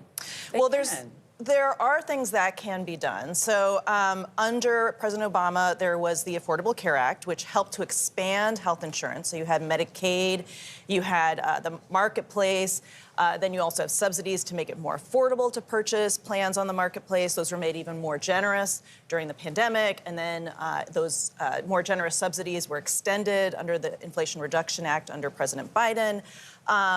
But we also have other challenges in terms of why are healthcare costs rising. So, you know, you have efforts to extend coverage and make more people have healthcare be available, but prices are going up. So we're the only country in the developed world that has this struggle, that has this challenge of people seeing the cost of healthcare rising and insurance premiums also rising. There's a recent KFF poll that found a quarter of U.S. adults. Interesting. Every single person that's sitting on the seat when Bernie Sanders was saying these exact same words portrayed him as a radical. Okay? Portrayed him as a threat. One must ask the question, why? Now they see it? Interesting. I was in an accident at the gym where my front teeth went through my bottom lip and put a hole right below them. I went to the hospital to get my lip glued while scared because this was during COVID. The attending doctor was a bitch the whole time and so rude, and my mom got a bill for $9,000 for that visit because I didn't have insurance. I spent less than 15 minutes in the hospital.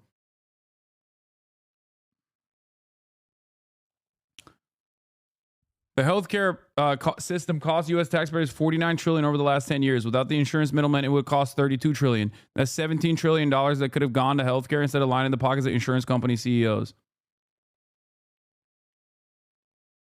The other side of the story is that mediators in the insurance industry are also responsible for the high prices because their interests do not revolve around lowering the actual costs. Their interests revolve around not paying for the actual costs. Okay? That's the other problem. That is precisely the reason why every other comparable OECD nation that actually mass purchases pharmaceuticals in bulk are capable of lowering the fucking prices of healthcare and pharmaceuticals. In America, it was illegal. Barack Obama was the first president that allowed the VA, which is the only, at the time, it was the only like close to nationalized form of healthcare, to allow bargaining at the purchase point. he still maintained its illegality for every other fucking, like for Medicare and whatnot.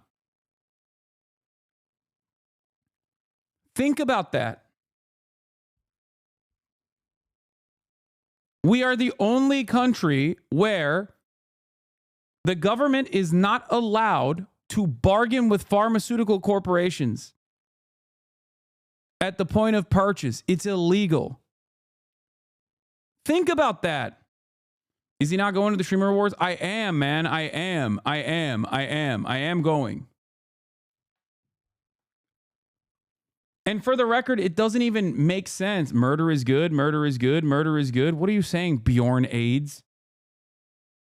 If I thought murder was good, I would say that the CEO and all healthcare CEOs and the entire healthcare insurance industry is actually perfectly fine. They murder like they murder close to 45,000 Americans every year by refusing to cover their healthcare costs, even after they fucking paid for it. So, no, I don't think it's good.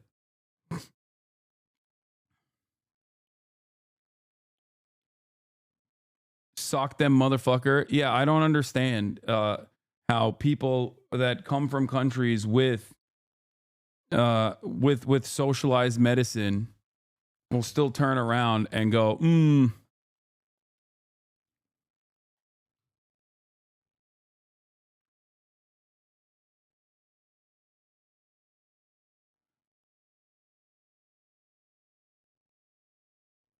Yeah.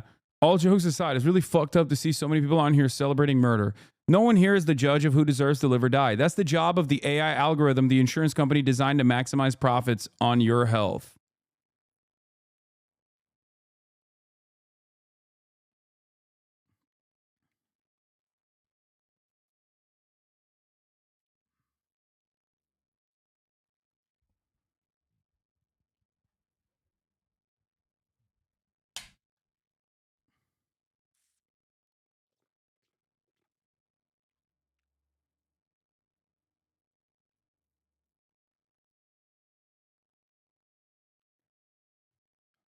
An algorithm with a 90% error rate, by the way. But that's the whole point. You can use AI for shit like that because the entire point is to, you know, the entire point is to deny more. That's the whole point. That's where AI thrives. You can't really use AI to like actually target an assassin and find them or anything like that. Say they've skipped or postponed getting the care they need simply because of the cost. So what needs to change? Well, we have a very different healthcare system from other countries. We have a very piecemeal healthcare system with our coverage, with the way it's delivered. Many other countries have what we call socialized medicine. By the way, Medicare is socialized medicine. Yeah. And even that socialized medicine is the most expensive. Sheltered Rosebud is like, are we going to talk about Gaza? I spent literally the past week delivering speeches on Gaza. And the one day where I'm back in LA, immediately Sheltered Rosebud was like, oh, can you please start talking about Gaza again? Yeah, take a week off, okay? I'm just going to keep banning Sheltered Rosebud, I think, over and over again. She's just going to be able to chime in once, get banned for a week, come back, chime in again with the same exact perspective, knowing full well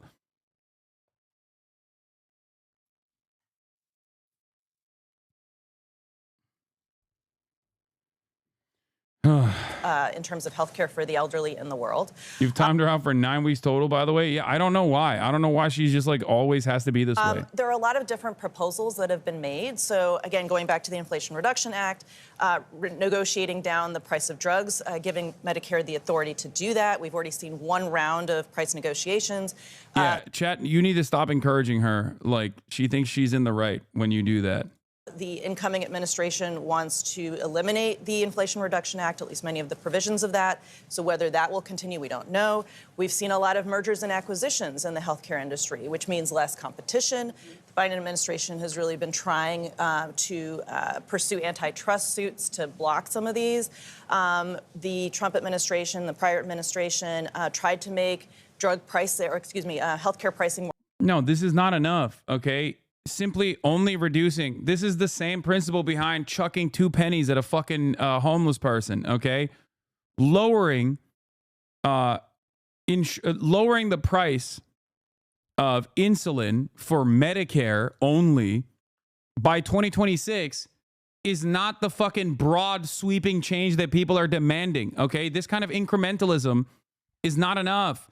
People do not like. It's great. I'm glad that it's happening. Okay, but it's clearly not enough, and it's not even like a why make perfect the enemy of good. Okay, that's what liberalism is all about. Saying, oh, you must not make perfect the enemy of the good. Like, this is a good thing. Yeah, I know. But it's fucking ridiculous when the most consequential, broad sweeping legislative change on this issue has been lowering or limiting the price of insulin to those over the age of 65 to $35 by 2026. Okay? That's crazy. It's like you have a fucking gunshot wound on your chest and they offer you a fucking Band-Aid and they go, well, I covered, I'm covering some of your injuries. Why are you still complaining? You pay for insulin? My friend, Americans pay an insane amount for insulin.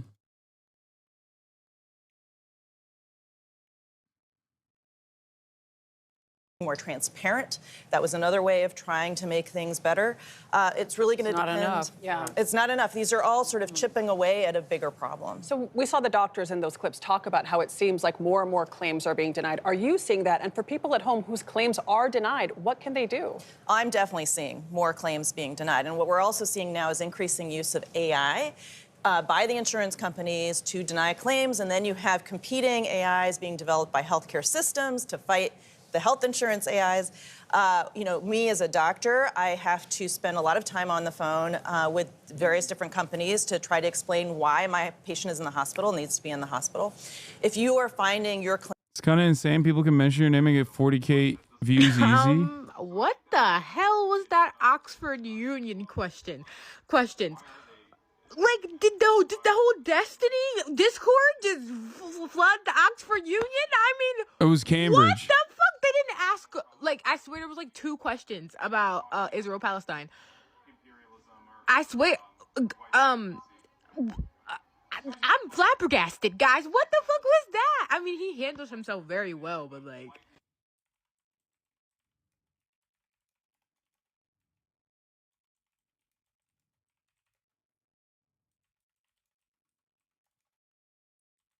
Video will be.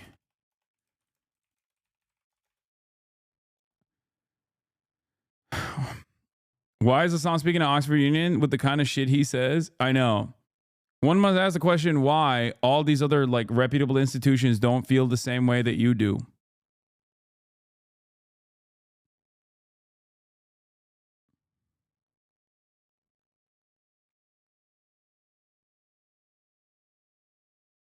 My mother's a conservative cancer survivor, but she got very angry at me when I jokingly complimented the deposer.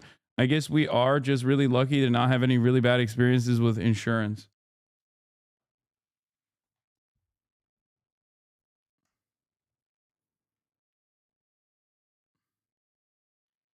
I think it's good that my haters were out in broad daylight. Daylight is a pretty solid disinfectant on how hysterical some people come across.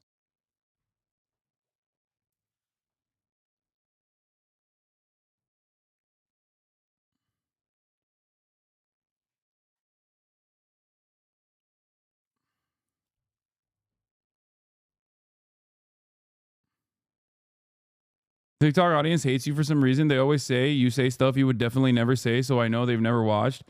Yeah. Some people on socialist Twitter were calling you a useful idiot. Yeah, it's fine, guys.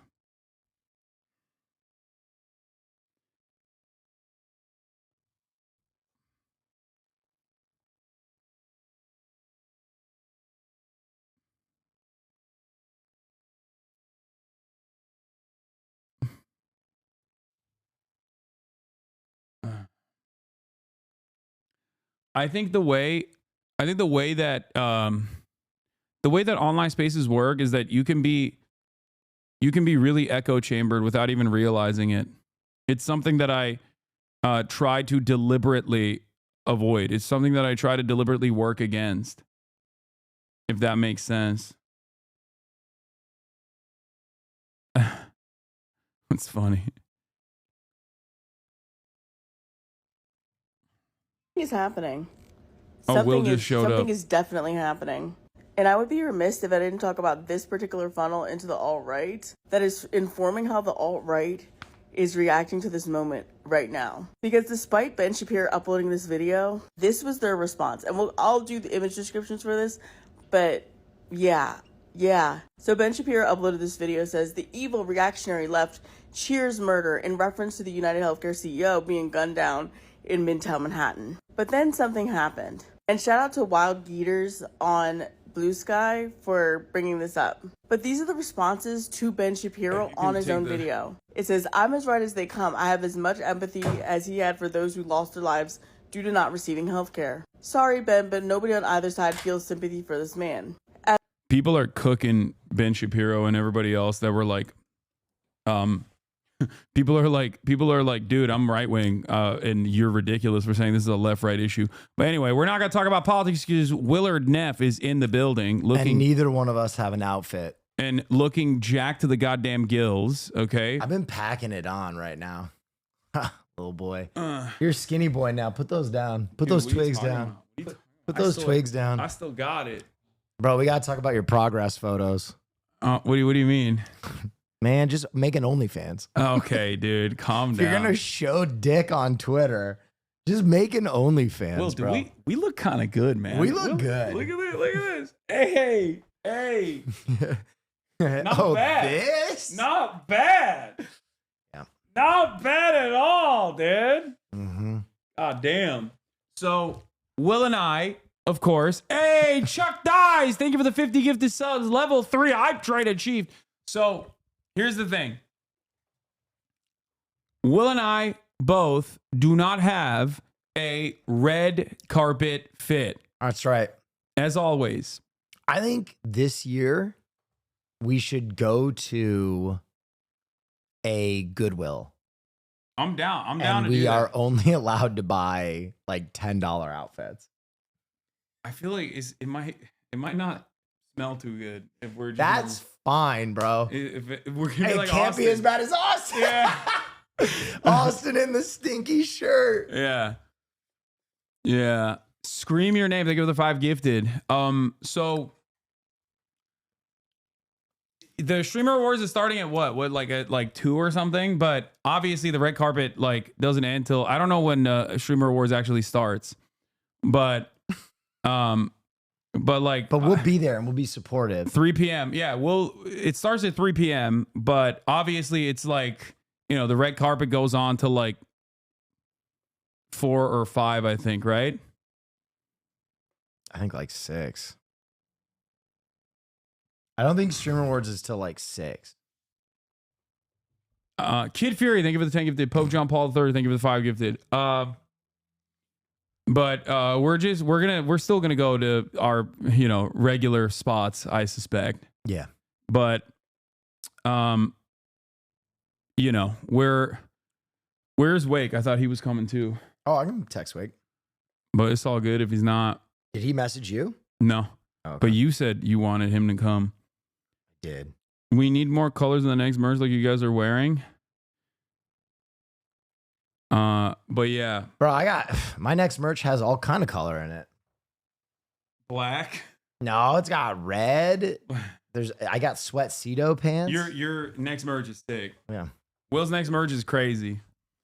What do you say to Will saying you fluffed in that progress pic? You No. absolutely fluffed. No, I didn't fluff it. Oh, come on. No, I just, dude, it just hangs. It Yeah, just hangs. it's crazy to like. It just Now hangs I know what a politician in a debate feels like It when just their hangs opponent like is just that. lying. It just hangs You like didn't that. give it one single. Nah, not even a tug. Oh not even a my flick. Why are you lying? I don't know what you're bro? talking about. Why are you? It's just etiquette to give it a single fluff. Please kidnap Wake more often. He's always on stream saying he regrets not hanging out more. Yeah. Oh my God, he's not gonna make streamer awards. He's boarding now. Oh no. Young Stinker, thank you for the 10 gifted. 2 men in baby shirts showing up. This is literally an XL shirt. Okay, calm down. This is a large. Yeah. So this is what happens when I stopped doing the Camp Canute diet and I started just bulking. I am, from the time I ended Camp Canute, up 20 pounds. What the fuck? Yeah. God damn. I'm huge right now. I've been eating so much protein. I feel sick and I have to sleep after every workout. But Myth leaked it, so I can say it now. It's because I'm getting ready for a fight. So I have to start cutting in like a month or two. I got to cut down to 175. So I'm getting absolutely fucking yoinked out of my skull. I'm gonna try and get bigger than I've ever been, and then cut down. We don't have we do not have a march to handle the sticks, so we're just gonna do it ourselves this time. Yeah, but Wake and I, or not Wake, Myth and I are gonna be training together. So we're gonna be streaming the entire training process. That's sick. Yeah. Okay. That's exciting. People are asking who your opponent is. You can't say, I right? can't say who my opponent is. I can't say what event I'm fighting at. I can't say anything like that. I don't think I was even supposed to leak it, but basically Myth last night just leaked it on stream and I was like, oh shit, okay. I guess we're talking about it. So yeah, Myth and I are fighting. We can't say who our opponents are, but we'll be documenting our jackification process. And you know what? I will be fluffing. Hell yeah. Hey, I'm going to be fluffing you. if anybody sees my dick, it's going to be fluffed. He's lying. He's lying. You think that man went through all that work to get a pump? His biceps, his chest, make sure everything's good. The lighting's good. Hikes the pants up. It was impromptu. And You it was think organic. he didn't give that hog just one? It was impromptu and it was organic. No. You know, like that squeeze that they give the like blood pressure device? He gave 3 of those to his hog, I bet. I bet it was a wop, wop, wop. Because I wasn't even, I wasn't planning on posting it. I literally was like, I played basketball. My fucking underwear was still wet. Yeah, you planned on sending it to Austin. Yeah. No, I would have sent it to you, not Austin. Austin. Wow. Someone just gifted a bunch of subs. Thank you so much. I appreciate you. Colin, thank you for the 20 gifted subs. Oh, what's up, Colin? How you doing, bud? Listen, he's not going to say this. I'll say this. Fellas, if you're taking a photo where your hog meat is in the frame, not fluffing is ridiculous. Fluffing is not the weird thing. Not fluffing is the weird thing. Okay? Because your Hwayne exists on a spectrum. All right? We're not talking aggressive hard-on. We're not even talking 70% engorged. We're just talking get it away from that, like, it's a cold day out and I'm tired baseline. You know what I mean? Yeah, I mean, that's true. You have to do that. But I think I was just lucky that it was hanging good. It's just hanging good that day? It was just hanging good. It'd be like that sometimes. Yeah, it do be like that.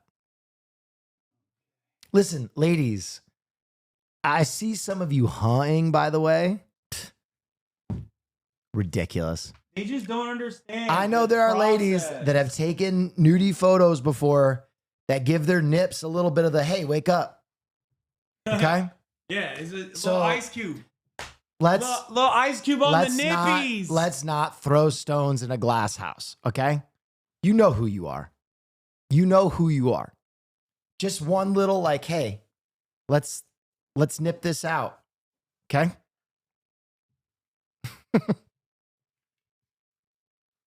I see you through this screen. You're delusional?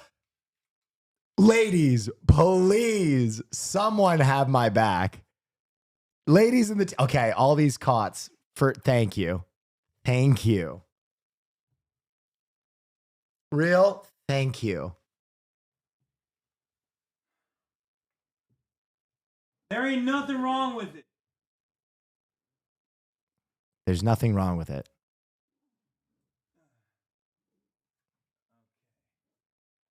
And to my gays, it's okay to use Facetune to take the wrinkles out of your butthole. Okay, I made that one up. I made that one up. I made that one up. That one. I'm freestyling.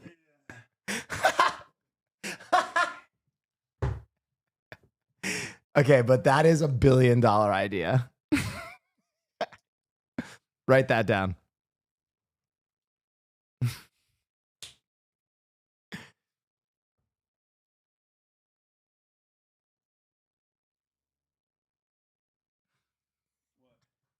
What? I don't know why, but watching you work on Tech Stuff is so funny. It's like I just see billions of years of evolution that made you like an apex predator, and you're trying to like put little tiny plugs in things, and you're just not built for it at all. I got it though. You're just like, There you go. yeah. Oh, thank you.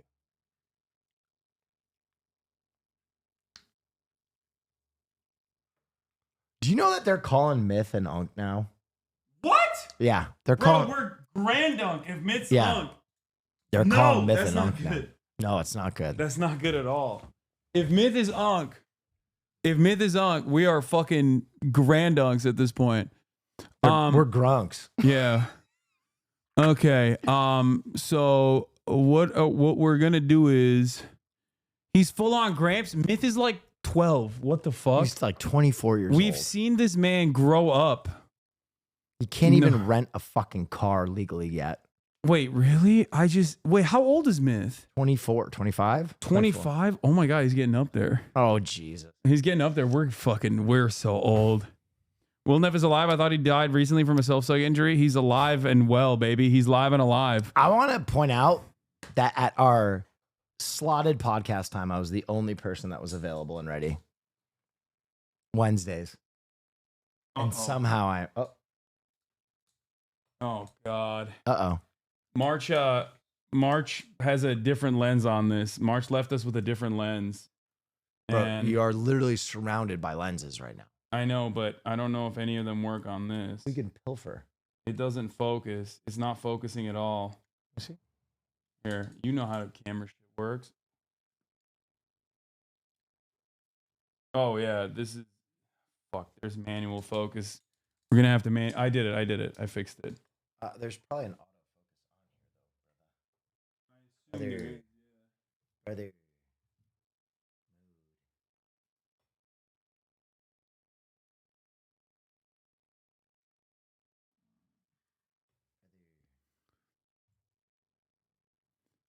Oh yeah, they're doing a shooter. He dropped it. It's broke. No, I know he dropped it, but it's fine. Autofocus. Yeah. Brother.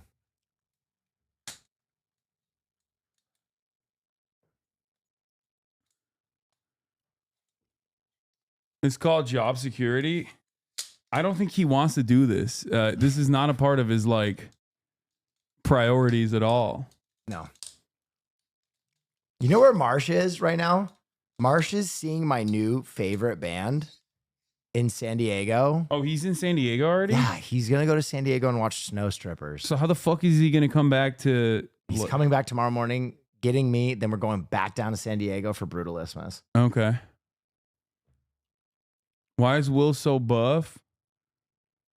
You pack on 20 pounds of... Dude, it's crazy. Your titties are out of control. Sheer buck muscle.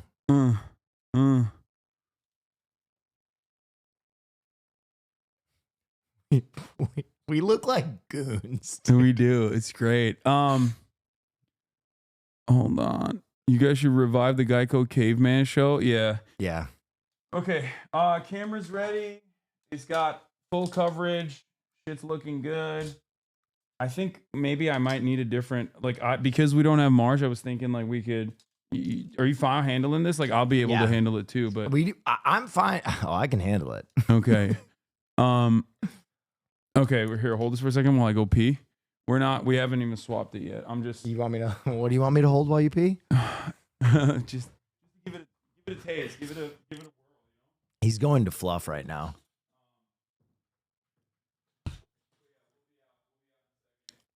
What's up, chap? Hold D's.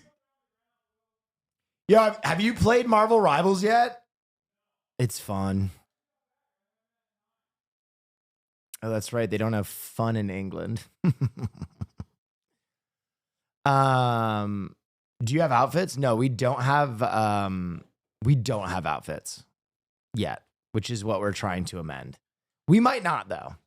I might show up at Streamer Wars looking not great, tough. But we're going to try. We're going to try, goddammit. What else do I want to say? Bring back Survivor Reacts. Yeah, we're going to watch the newer Australian season soon. I think next week. I think we're going to do that next week. And then I have to get into Christmas stuff. And then we have Japan, fight training. We got a lot of content coming up.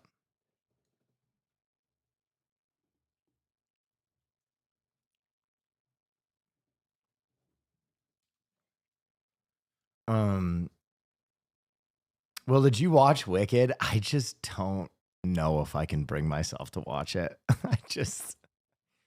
I know it's going to be good, but the press junket was so much for me. It was so much for me. Like, I watched it and I was just like, ooh. That one interview, oh my God. Did you know that people are using the lyrics to Gravity to hold space? I didn't know that. I didn't know that. That's what I wanted. No, I took an Uber. It's what I wanted. It was a lot. Well, I've seen accounts doing that. I'm in queer media. All right. Hasan, you and I are also in queer media. Did you see anybody holding space with the lyrics to Gravity?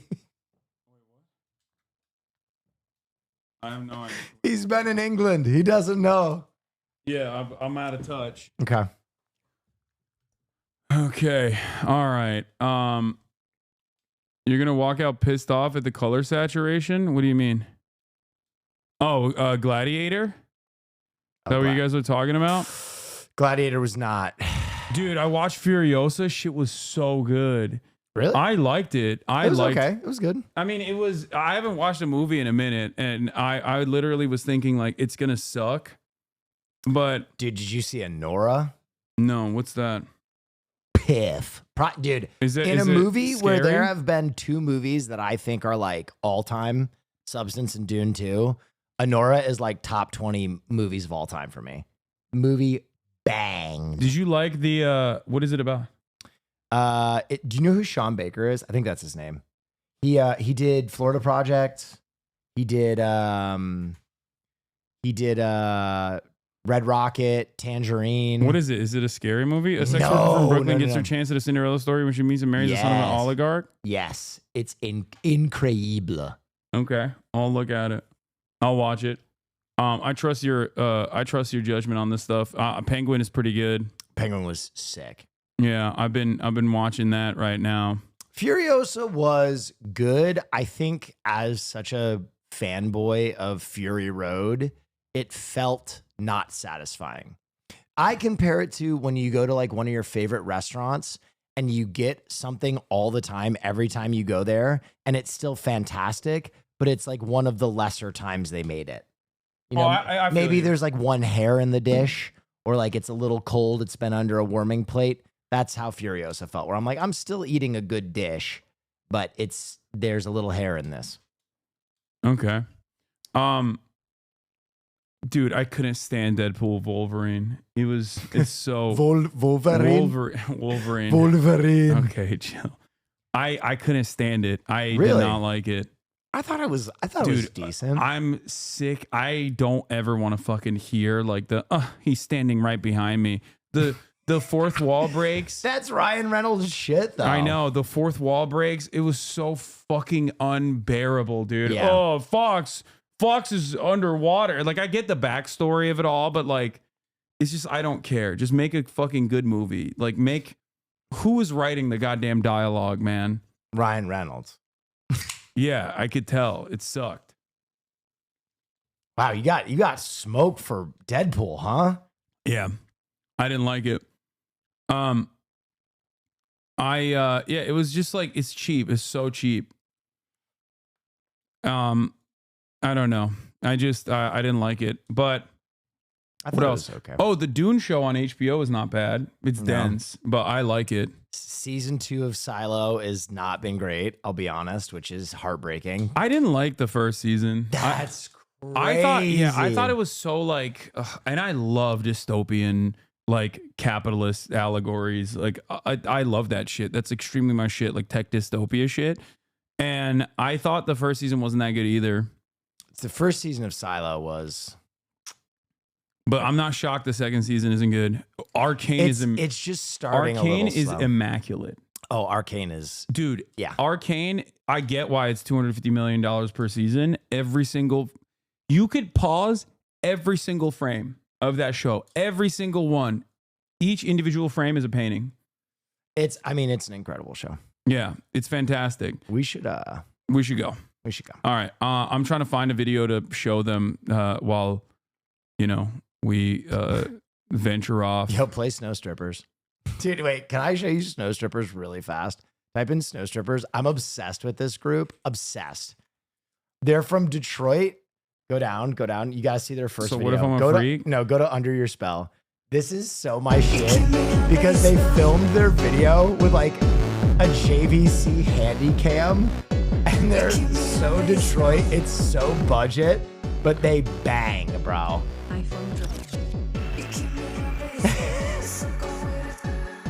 This is one of those groups and songs at first you'll be like, what is happening? And then in a while you'll be like,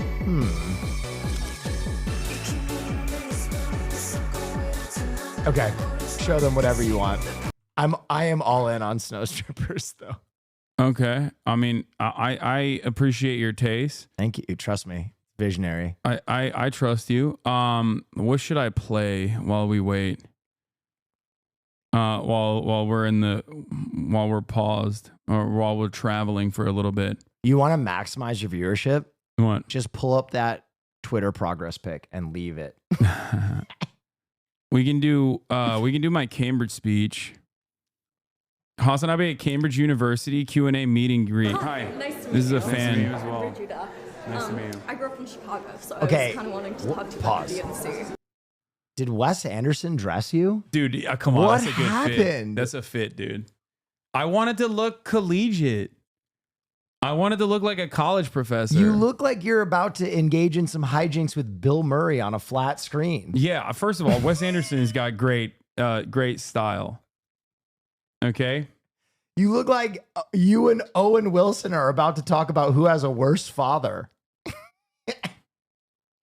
Please, Will, someone needs to get on his ass. He won't listen to reason. Wait, you don't like this fit? Most people love it. I like the fit. People love the fit. But it is so British academia coded. Yeah, that's why I wore it. Because I wanted to look like a proper gent. Okay, I'll be right back. A proper lad.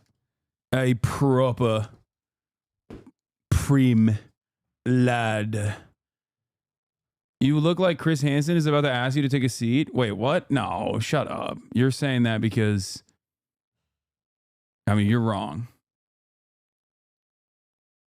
Okay. Experience there this summer, because I had this feeling like when I was there that there was this weird like dichotomy of the Democrats going really Is right that the New wing, Zealand some, accent? like, No, it military isn't. This is my regular old British accent. Carl Sagan ass fit. Well, you can get into any London private club with this fit. Yeah. All right. What's the ID on the sweater? It's Lemaire. All right. Let's do it. You look like the first time you see a Marvel superhero when they're not in their costume. I like the fit. Okay. You know, like how every Marvel superhero is obligatory, like a scientist as well. You know what I mean? They're like, oh yeah, the Incredible Zonk is also he's an astrophysicist. I thought the fit was fine. Okay, I thought the fit was fine. I liked it. I stand by it. Here we'll do the questions, the Q&A from the. We'll do the Q&A from not the moderated Q&A, but like the Q&A where people are asking questions. It's just simply undesirable for people outside of the halls of academia, or people who are really in reason to claim that you are the institutional norm defenders. Okay. When in fact all you right. have no See you on the other respect for the side, chat. institutions at the end of the day anyway, and you know for a fact that the Republicans are always going to violate those norms and violate these institutions in an effort to get whatever their agenda is across. And Democrats don't do that. They don't fight. And I think that people have lost confidence in them as well because of this. And they have a long way to go, I think, to reinstate, to recreate that trust in them. Thank you. As we are here in the UK, I thought I'd ask a question about British politics. Love that. You haven't done The Voice so far during the main talk, which I think is we're all grateful for, but there's still time. I'm trying. I'm holding on. What do you think are the main conclusions that should be drawn from the general election this July and the subsequent first few months of the Starmer government? Oof. I said this originally. Obviously, Keir Starmer, also known as Keir Stalin, he was slated to win. He had the Tories had the incumbency disadvantage that everyone experienced all around the globe, pretty much, with the exception of Mexico. And he was going to win regardless. But I was very worried, and I think my predictions are coming true already, that his approach to fixing all of the problems that England and the UK is experiencing was not enough.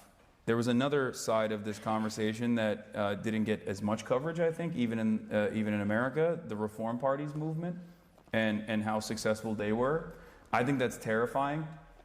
And now it seems Nigel Farage is a more popular figure than Keir Starmer already.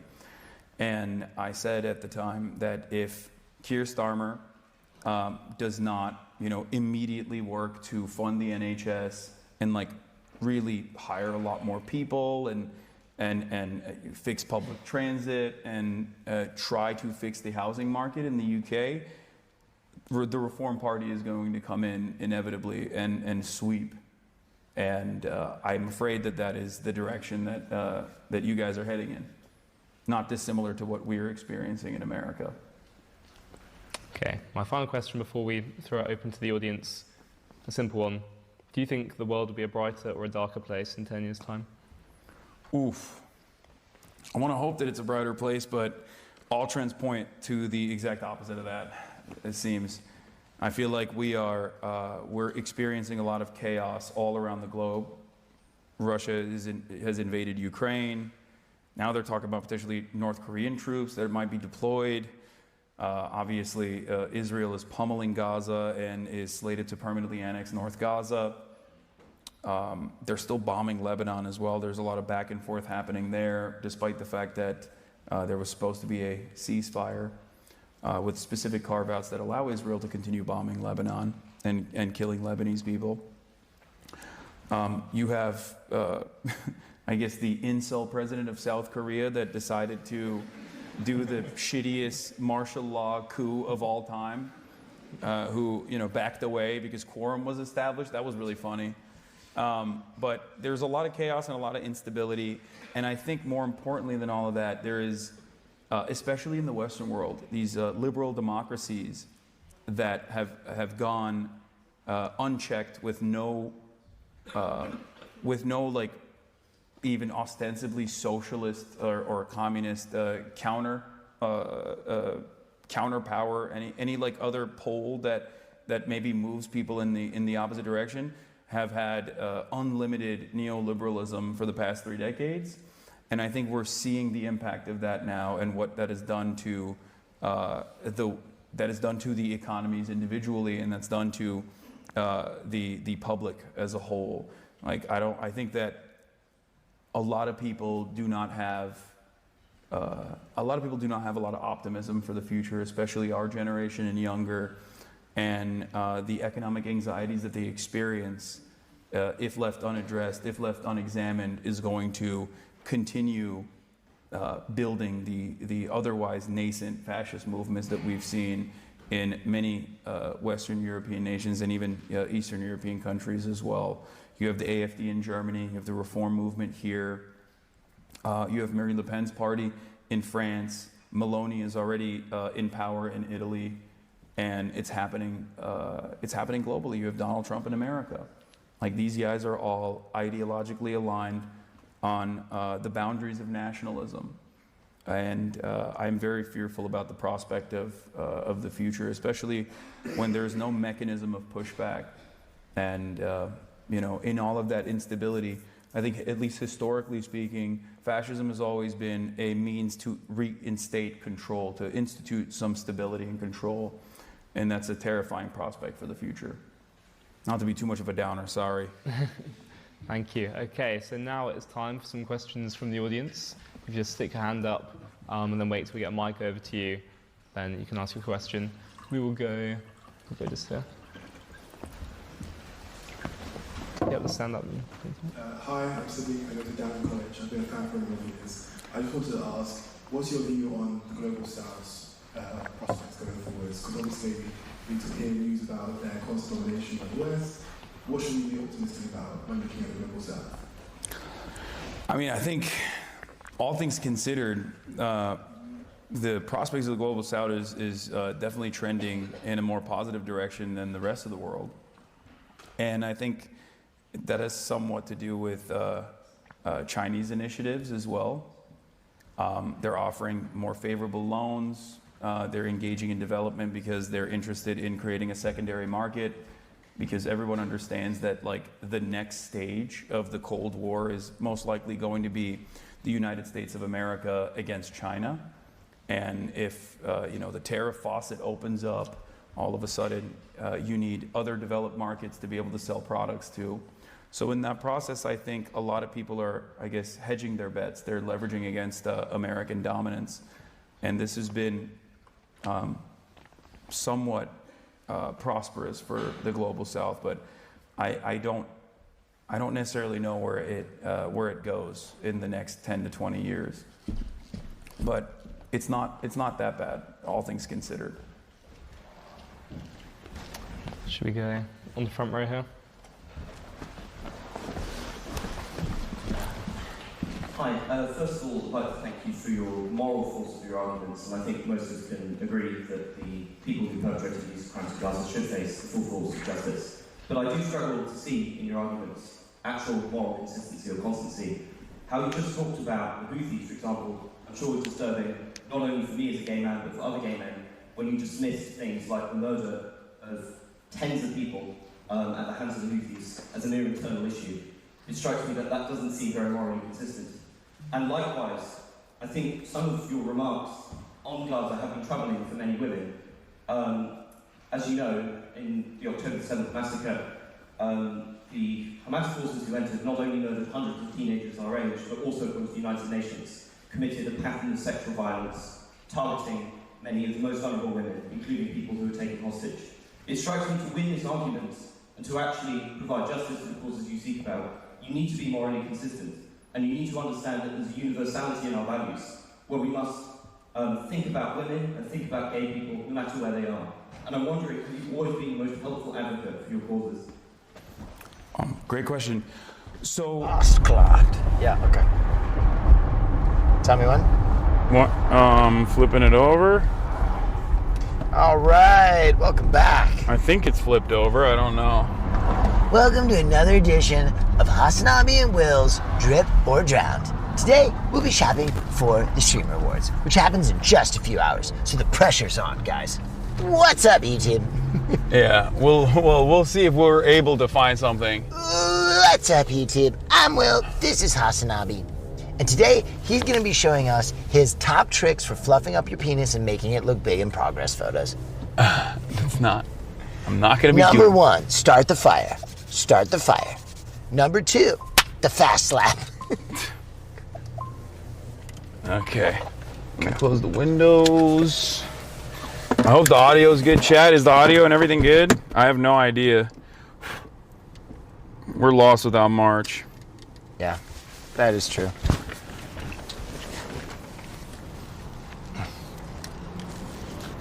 Noted.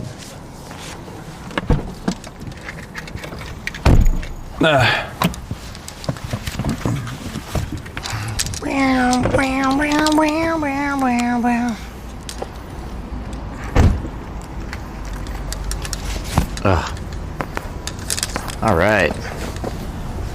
Here we go. What's going on? Hello. Back again at H. Lorenzo. I know. We only have one shop. We only have one store. That guy, he's got some legs. It's artistic interpretation, so it's fine, I hope. That ain't gonna get you banned. Okay, right off the bat, these are... Oh, what the hell? Is that for drugs? I was gonna say this. I would love to wear a full-blown face mask to the Streamer Awards. Balaclava, but also big hat. Big hat. Hasan, finally, a hat that'll make your head. Hasan, that's a normal size hat. Dude, that's what you have to say, is you have to wear that to Streamer Awards and just say that it's a normal size hat. I think that's big. Oh, they have some good stuff right now. Yeah. Store is 1,000 degrees right now, but I know it's hot in here. Well, it's also because the car was cold. Fire. Oh, he just went. Oh, big hat. Big hat is the move. Big hat is the move. Okay. Big hat is the move. All right, chat, you can hear us, right? And you can see us, you can hear us, everything's good? People are still talking about, teach me how to fluff. Also, the car is not smelly, and the only reason why it would be smelly is because Will farted in it when we got in the car. Are you gonna expose? Yeah. This? Do you want me to tell them what you sent me on the phone?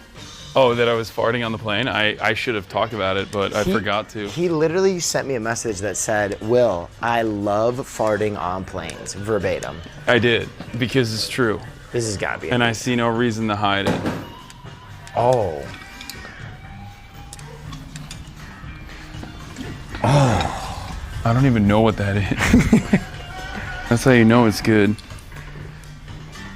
That's how you know it's high fashion. Okay. You don't even know what body part to wear it on.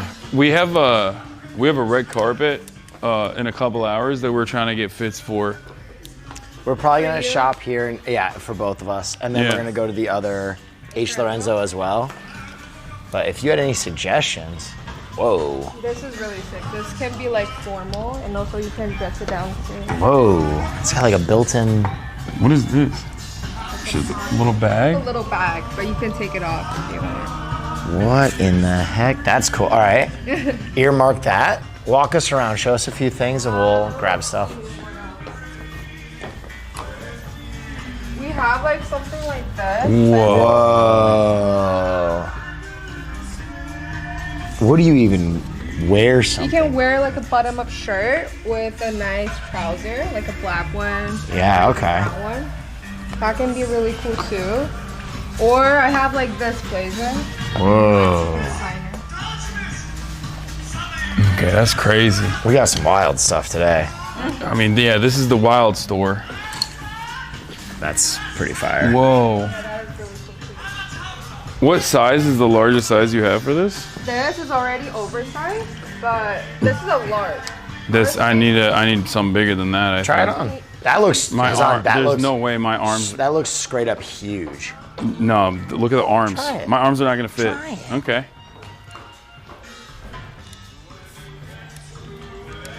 Also, it is kind of funny when you try things on and the sleeves are way too short. That's good. That's just good content. Okay. Don't need to break the store. Oh, really? Actually, never mind. Bro, that's what I'm saying. That's what I'm saying. Wait, that's actually like a glove. Yeah. Never mind. It did fit perfectly. Yeah, you button that. There's. Oh.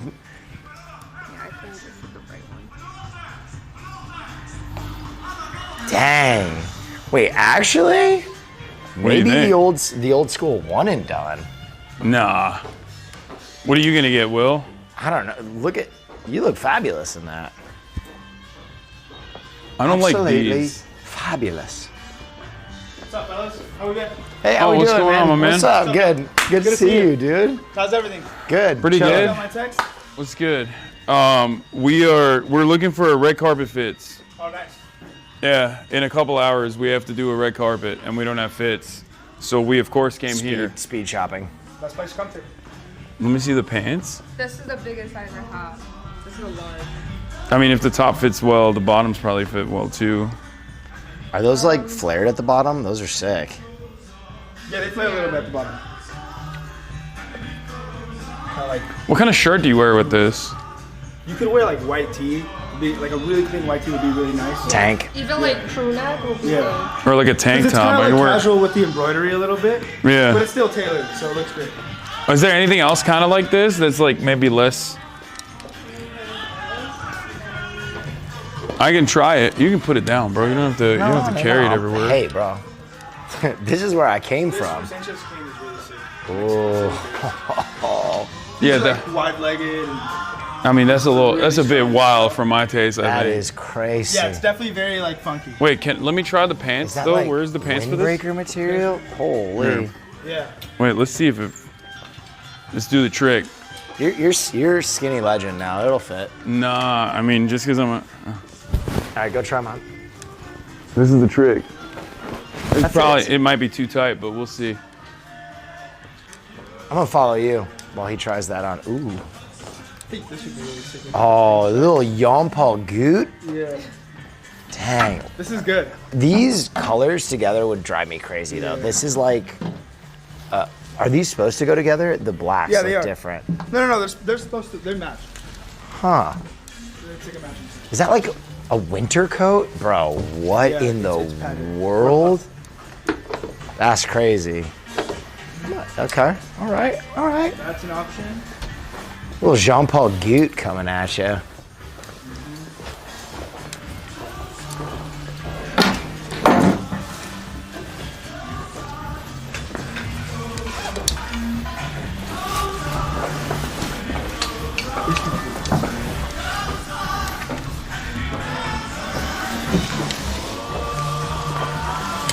Rough carpet. It's gotta be sharp. It's gotta be strong. It's gotta be sharp. It's gotta be strong. Gotta be a little formal, I feel like.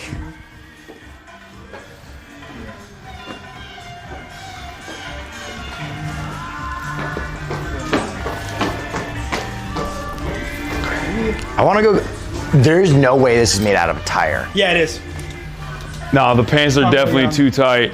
This is a tire? The pants are definitely too tight and too Wait. short. Yeah, they're too short. Very good. Okay, did you fluff? No. Were you fluffing up? I was not fluffing up. Did you give it a little spank? No, I can't even put my hands in my pockets. Yeah, because you're all fluffed up in the front. Yeah. I mean, it looks, the silhouette is crazy. I mean, it's way too short though. It's supposed to. I think it's supposed to drape. Yeah. Okay, we'll keep looking. I was thinking just like something like this could look really nice under it. Yeah, Just like but a white tee doesn't need to be. nah, that's that. This is a I little don't. funky, right? Nah, I don't like that. I'm not a big fan of Jean-Paul Gaultier to begin with because I feel like his stuff is too. It's a little bit. It's too out there. I see. Yeah, it's definitely funky for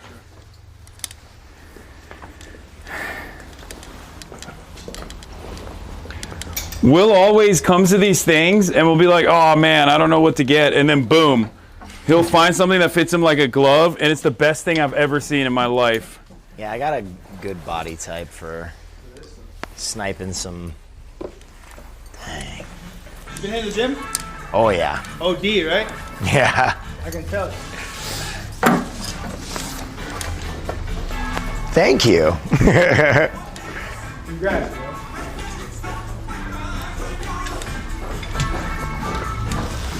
Oh man, sick. Oh, I feel like that's supposed to go with those pants. Yeah, I think it matches. The pants are too tight. Dude, way too tight, yeah. And also too short. What size is that? It's weird because this is like a unisex piece. What brand is this? 44 women's type. Oh, that's not gonna. fit. That's not gonna fit me. It's super oversized, though. But yeah. 44. I mean, I'll give it a spin. All right. Give it a whirl. What's up, chat? I'll try the pants too if you think they'll work. What? Hey, let's go. Oh no, we're filming. Oh, okay. Yeah. What's up, chat? We're back.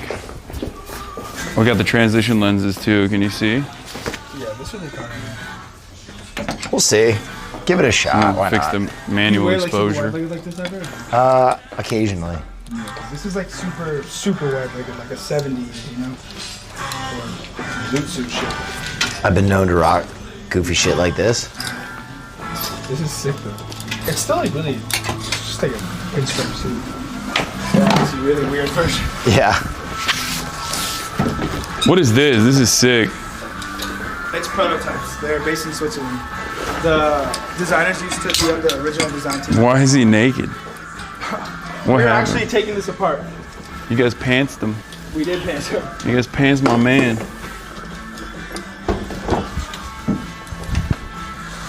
We had to replace it.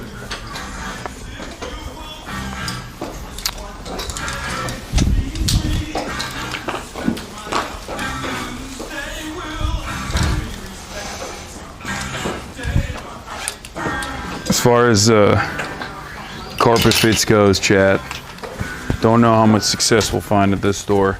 We might have to go to a different one.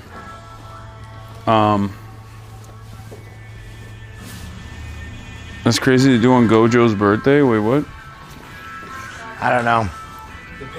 Did he pick a fit yet? No, I have not. I only tried one fit so far.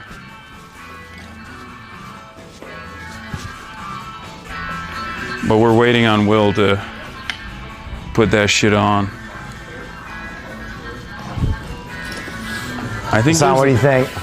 A lot of the stuff here. Wait, let's see. In the Jean-Paul Gaultier. Damn, this is what I mean, chat. This is what I mean. Okay, this man will be like, "Oh, I don't know what to do. I don't know what's happening," and then it's like,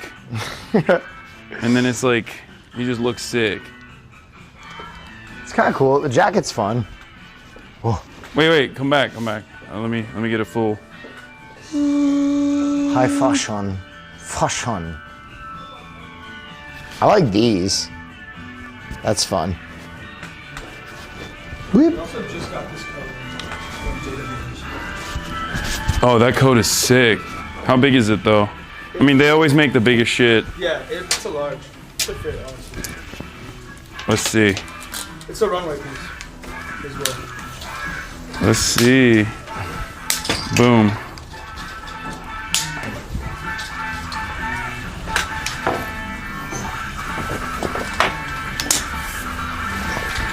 Hold on, chat.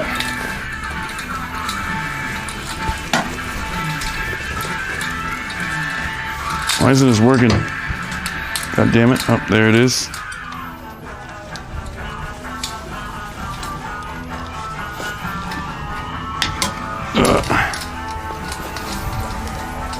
I'm setting up the tripod, chat. Boom. There it is. Oh, it might be too long though.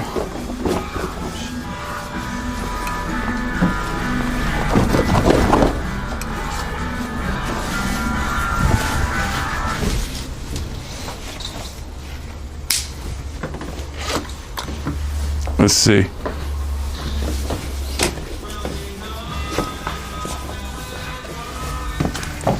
Oh, the arms are too short.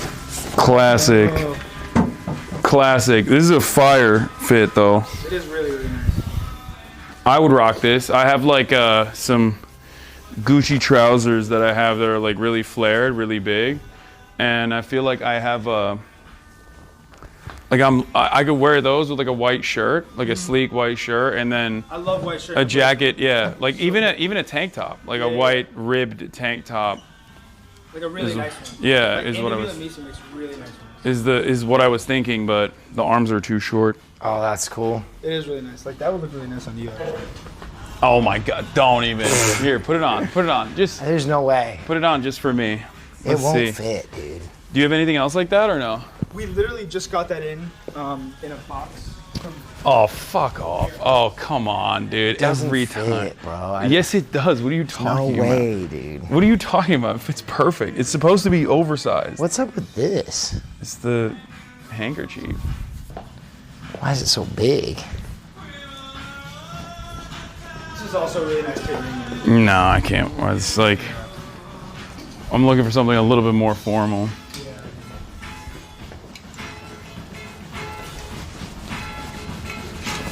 Is it gonna be like folding the menus or outdoor? It's like Joker indoor. jacket. It's like Joker-fied. All right, I'm gonna get back to work, chat, so you can follow us.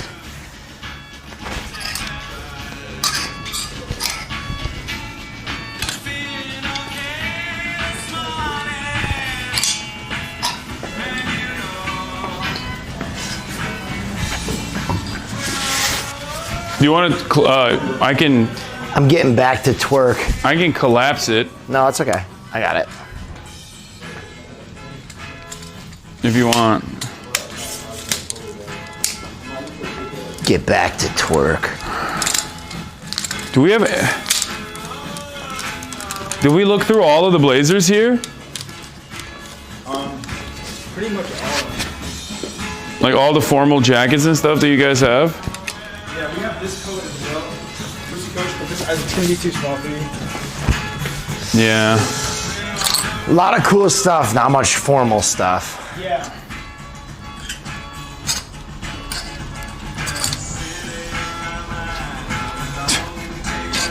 Now that's, yo, pull up in that. Pull up in the pink. Yeah.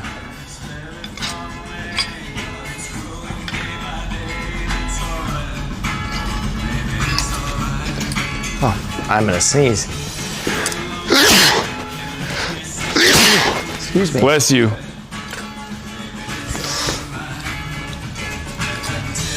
Time is short, Hasan. All right, you want to move? I don't think I see any. Yeah, I don't see anything in here today. Couple of real good options over here, but I mean, this goes nuts so crazy.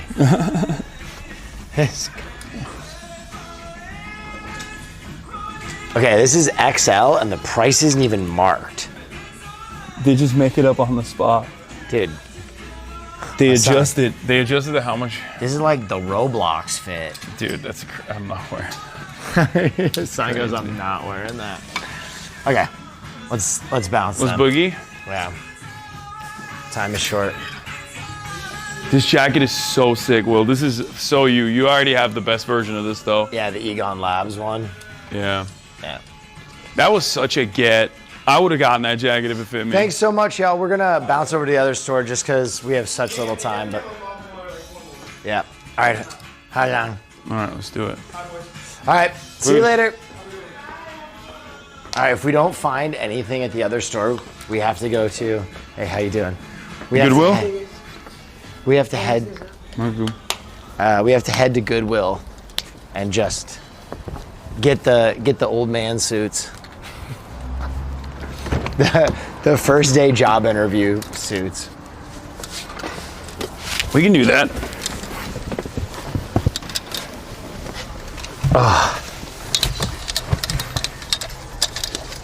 Okay, never mind. There is a residual stink of your fart now. Oh, come. You're doing it for camera. I take it back. You're lying. I originally said your fart didn't smell. You said you liked it.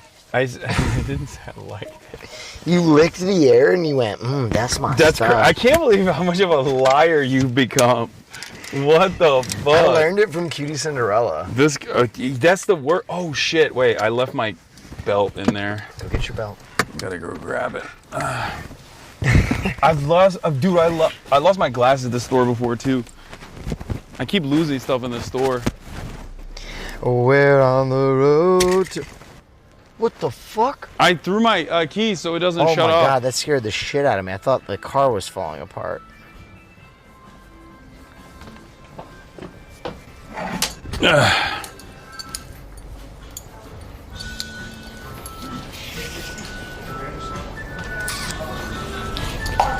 Next year, Hasan the Hun needs to be dressed by this guy instead of Will Neff. When have I ever dressed Hasan for Streamer Awards? What the fuck?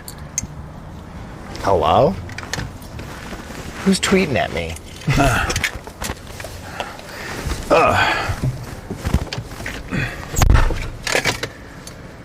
Ooh, okay. Have I ever dressed you for an event? Like picked out your outfit? No, right? I don't think so. We can do that today if you want. No. It's a dangerous game. Someone was tweeting at me, like basically saying that I'm the reason that your outfits aren't good. My outfits are fine. Hasan making dad sounds while getting in the car. Okay, calm down. Calm down, chatters. We're on the road to nowhere. Let me... Let's not connect the device. No, because it just like ends up... You're not beating these dad allegations. You just grumbling to no one. Connect the device. Okay.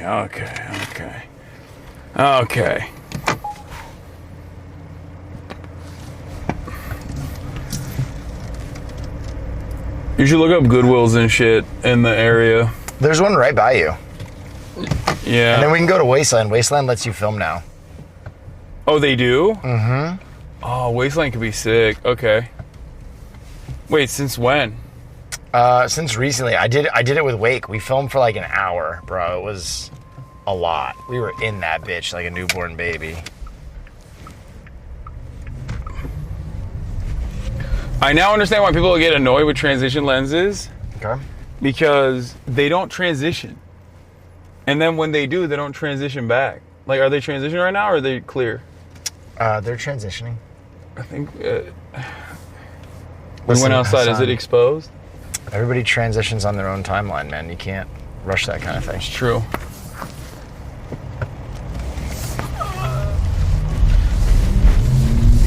It's like not strong enough when it if it doesn't fully transition the glasses. All right. Okay, there we go. Do you know what your red carpet time is? Like 3:30. Wait, really? Yeah. I have no idea what mine is. I'm operating on your timeline. I'll do my best. No, we'll make it. We'll be fast. We'll make it. We'll be fast. I didn't realize it was like. I thought the red carpet goes on until like 6. It does. I think. That's crazy. Why would you be there at 3:30 then? Well, I guess it's because everything is, especially as it's like streamlined. Well, first of all, I'm probably right there with you. Okay, I'm not winning shit this year. Let's be real. Yep. I'm just going there to take a L and to see some friends and support my friend Cutie Cinderella. That's right. That's what she made a fantastic event and everybody's gonna love it. Yeah. Ooh, let's go through here. Whoop. And we're gonna have a good time. Damn it. She made a fantastic event and everyone's gonna love it, and then everyone's gonna yell at everyone over it. No, come on, no. Everybody's gonna be very satisfied with the results. Fans are gonna know that even if their creator didn't win, it's for the best. It'll motivate them to make better content in the future. Yeah. That's, like a normal, healthy reaction would be. Mm-hmm. Certainly, people won't go on like random, ridiculous witch hunts, and then yell at Cutie Cinderella a bunch. Yeah, no, that's. Not today, Satan. Well, hopefully there's a little bit of drama, because then it helps the Fear and Podcast. Because all of our post Streamer Awards episodes have been like crazy. They go crazy. That's true. I'm being a little selfish here, but maybe we can start some drama. Yeah, we should. We should be. Yeah. You want to take a bunch of mushrooms right before the Streamer Awards, and that's the drama? You and I are just tweaking. No, because I'm so agreeable on mushrooms. It would be the opposite of drama. Someone could come up to me and try to fight me, and I'd be like, "Oh, I love you, man." Yeah. Why don't we think about I have no issues with you ever. Why don't we talk about this? Passing the old Will house. Crazy. The house that Funk built. Truly. More parties per capita happened in that house than any other house in Los Angeles. Oh wow, what is this? The fucking Why are you in the straight lane? No, it's not straight. This is a left lane as well. The Beverly Hills Estates, what the hell is that? Wait, you're going the wrong way, brother. Am I? Yeah, it's back that way. Oh shit, you're right. It is that way. Brother, you've been turned around. It's fine. Did you just want to look at the Lambos? Be honest. Yeah, that's what I wanted.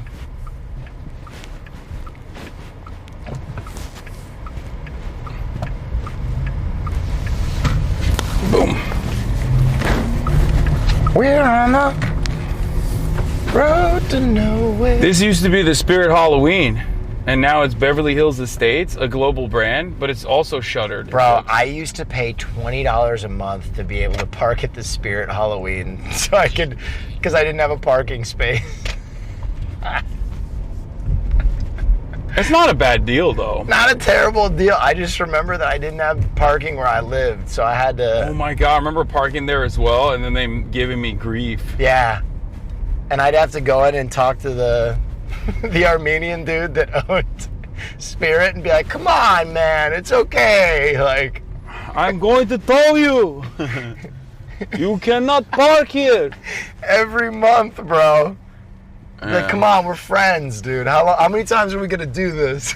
Yeah. He'd like leave me notes. Your friends cannot park here.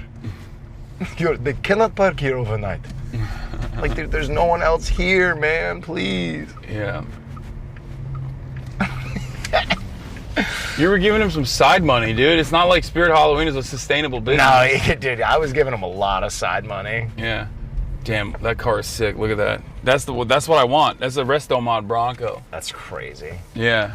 That's so cool. I also remember, like, when girls would stay over, setting my alarm at 6 a.m. to go out and feed their meter so they wouldn't get towed if they stayed over. See, you're a good guy, That's Will. gentleman stuff, man. Yeah, you're a good guy. You're Nothing ruins the vibes like sex and getting towed. Yeah. Eating a fat ticket. Taking a fat dick and then paying a fat ticket. All right, let's go. That's what I want. Look how nice that is, dude. Bro, this is so overexposed. It's like we're on the sun right now. He would know our way. Wait, it's not letting me turn down the... Hold on. You're probably going in the wrong direction. Okay, let's just go inside. Wait, really? You are literally... Duke Leto Atreides. I don't understand why it's not letting me turn down anything. You want me to do it? I'm using the wheels. I'm cogging. Well, now we're in the dark anyway. Is it still overexposed? A little bit, but we'll be all right. Yeah, bro, it looked like we were on Arrakis.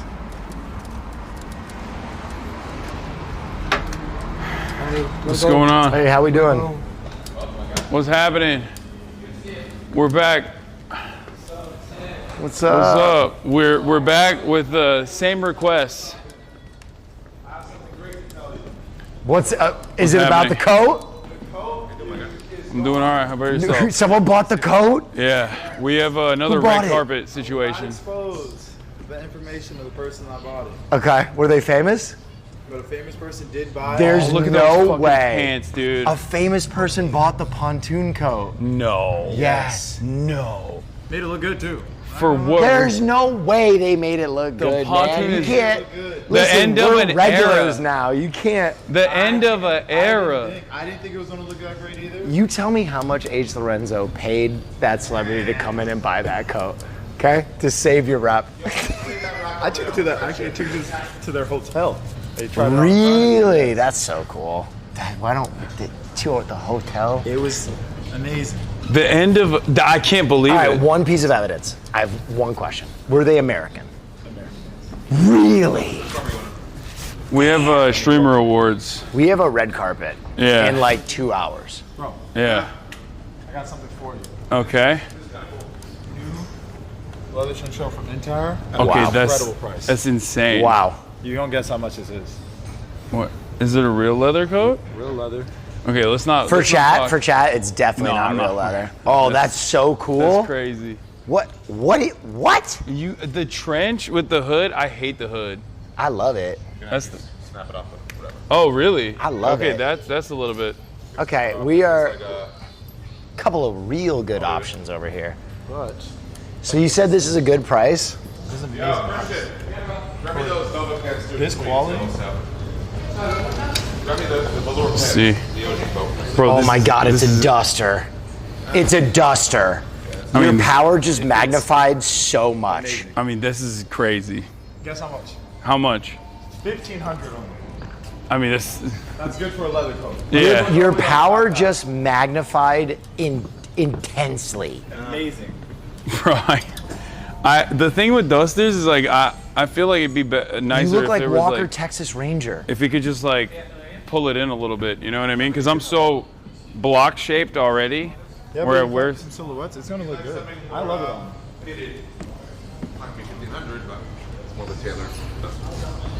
Oh my Lord. Your arms are fitted too. Everything is floor length. I love it. Here you go. Let's see. You're I gonna don't bust know the why we're seams going. on that. Oh yeah, no, it's You're not gonna even bust fitting. the seams on No, that. no, no. I try to put my arm through it. It's like no way.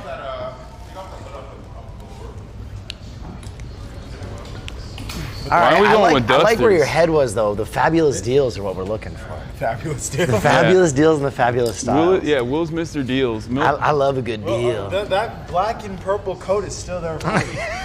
It is way I can't lose out to another celebrity in a hotel room. He's gonna take my styles. Okay, that's the Mandarin collar is insane. Yeah. Oh, wait, try that on. Well, that's too small for me. But what would be the pants for this? I don't know why I have this double exposed actually.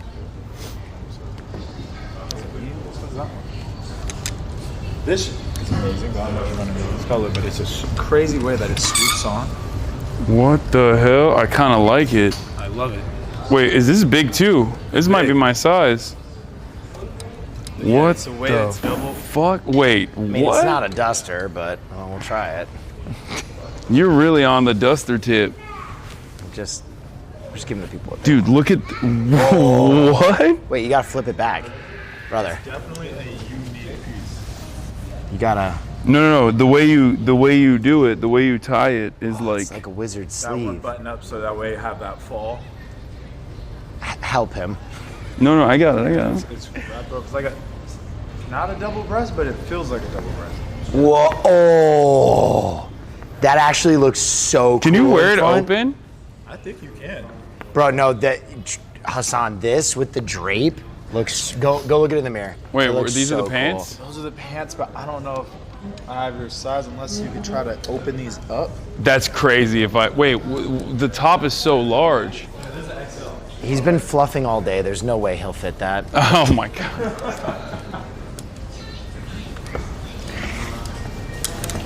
This is crazy. Bro, that jacket is so cool. Is this supposed to wait? This is how it's supposed to look, right? Yeah, you can. That's the thing. It's one of those jackets you can play with it. You can really make it your own. Like you see, there's this second button up here. Do you want to bring it all the way up? It's crazy. If you ever have to speak at Oxford again, I'm not wearing this at the Oxford speech. You do that, and then you have another one on the inside right there.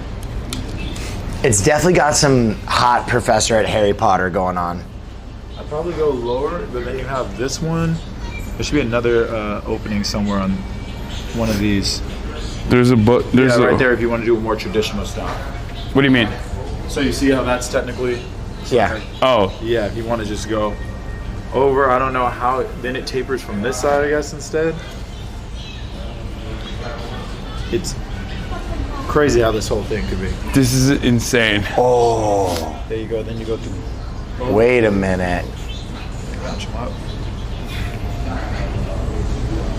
And now, yeah, there you go. Wait, oh, let me see. Yeah. Turn towards.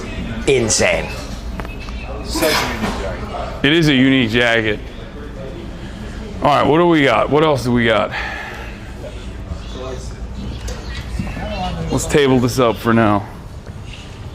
You're not trying to go Issey Miyake suiting, right? They have Issey Miyake suits? Yeah. Oh. Done with like something like this underneath this. Oh. To give it that full vibe and have the arms come out, real suiting. You just don't have any black. No. That's too informal, I think. Yeah, let's see. This is Issey Miyake. The wild women, the ripping and the tearing, the ripping and the tearing. Issey Miyake is so cool. Anything that do not make anything made for your. Wait, really? Anne has the worst arm hole ever. Like I can't fit any. You can have this. Chance if you want to go with that.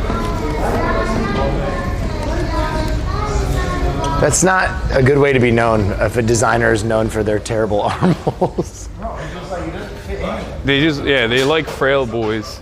Around the Yoji, as you can see, Yoji's like. It's not a circle. Damn, people are just Yoji's taking these totally off the shelves, huh? Just Whoa, flying what about off. this? No. You've worn that before, I think. This is like if Martha Stewart made a really cool piece. I just wear that, no arms. Try it.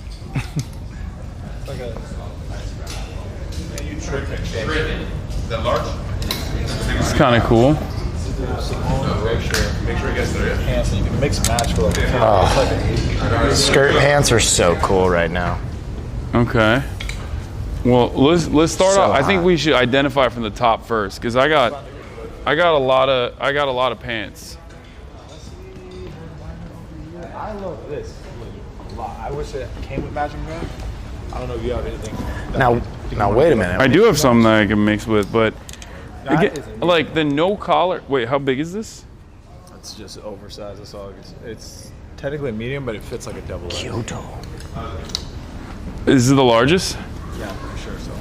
You should be able to fit it. I have these. No, the arms might be too short. I think. The problem with these boxy fits, the arms are a bit short, but That's very cool. The problem with the boxy fit, like I said, is that I feel like it's very, like for me, when I wear something boxy, I look like that Kanye West Lil Pump video. You know what I mean? I look too. That video did go crazy. It did have its moment. What else do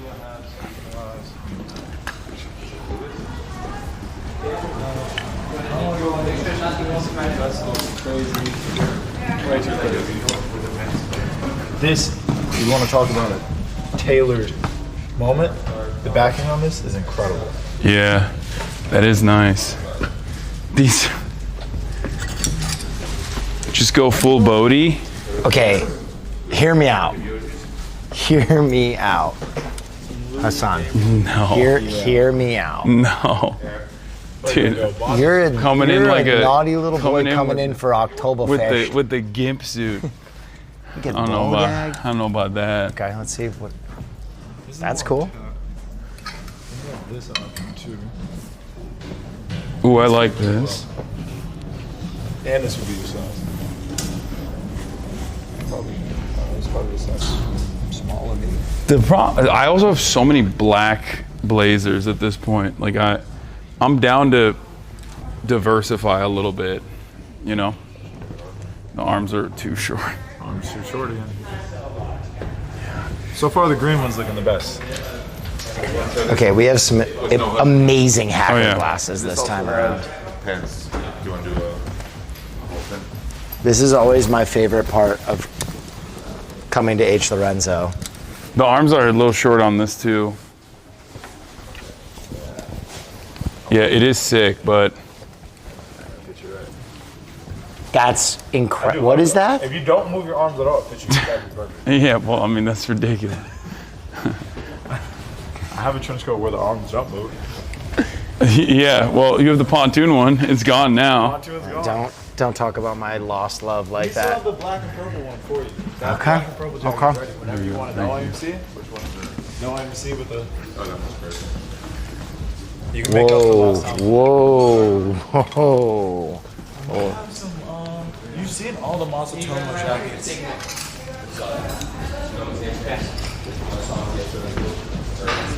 That should be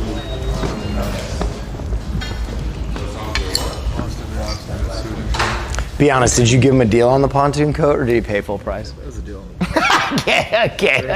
Okay. Yeah. Okay. All right, we want to get to the, the bones of the situation, yeah.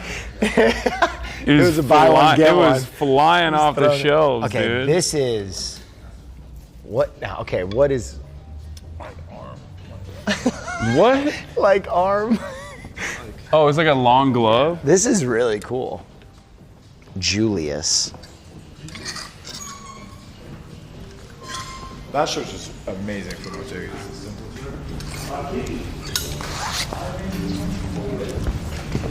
Have you tried this before? I own that. You own it, yeah. Yes. I wore that at Oxford. It might have to be the green suit. No. It might It's have too to be much. the green suit. The green is too much. Wait, it's never too much. I'm doing too much It's with the never green. too much. Yes, it is too much. We could go. Sorry. Never too much, never too much. Ooh, this is cool. Entire studios. Probably the best price. Oh, the arms are too short. Damn it. Oh. I thought everyone made short arms. It's not. They don't make. Incredible, mom. Yeah. I know it's not for. It's not for. Yeah. Gosh, This is sick. It's just like I said, the arms are. Do y'all have a restroom? Okay, I got it. Oh, I remember. Hasan, I'll be back in 30 seconds. Hold this. Right. Weep. Chat.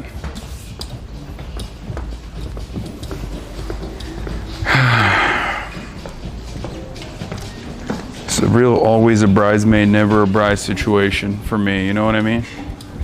I always got that. I always got stuff Hey, what's up, here man? that kind of fits. That never fully materializes, you know? Let's put this here.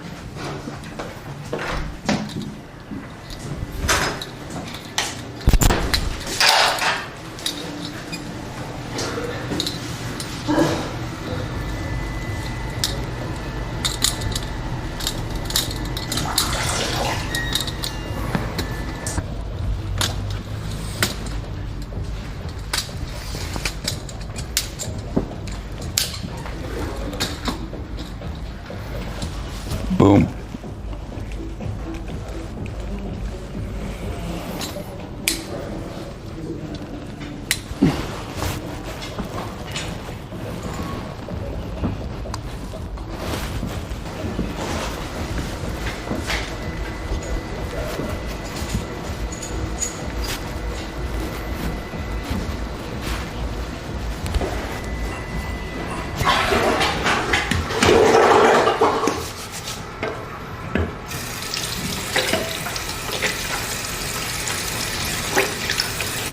Nice focus. Oh God. Wait, what?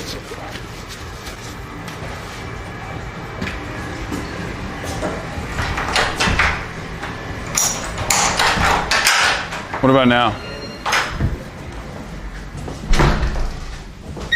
Oh, Will's piss mic? Oh no. Oh no, Will is doing piss mic. Will's piss micing. And at least he's washing his hands though, so that's good. Will, they heard you pissing. I covered it up. You can't cover it up. What do you mean it can't?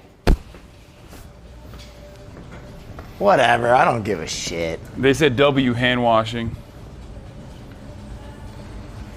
Masatomo. I mean, that's so basic. Like, This is a I don't think I would need pants to go with it. It'd be mixed matching. All right, well, let's get you sorted out. Because worst case, I got some stuff that I can put together. Here you go. Yeah. Listen, I'm not like him. I'm looking for the wild women, the ripping and the tearing. You can go crazy. I got one. Okay. Right here. Okay. Immediately. Immediately. This works perfect. Whoa. That's pretty crazy. The way he said that. That's pretty crazy. It's like the most fast. Wow. I think I'm gonna work through it.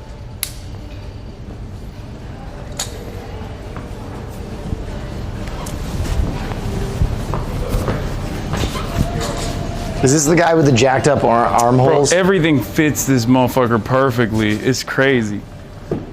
How is that possible? You have the unfortunate thing of being tall. Yeah, and fucking swole, dude. This is, I feel like I will pop this, though. I can't bench that much. Really? Yeah, I'm not, my bench is my weakest, I would say, out of all my. Yeah. Everything is his weakest. You say it so, you say it like I could deadlift like a motherfucker, but I can't bench press He that got much. real hurt because I went and worked out with his trainers one time and they started talking about how strong I was. He got real sad. Because it was fake. Because It was fake bullshit. he said. They knew that it would Ooh, fuel me. Yes, all right. Yes. They knew that it would fuel me. It's a good price, too. Now we're getting weird. Yeah, that's what I want. Let's try Whoa, some that weird is stuff. sick.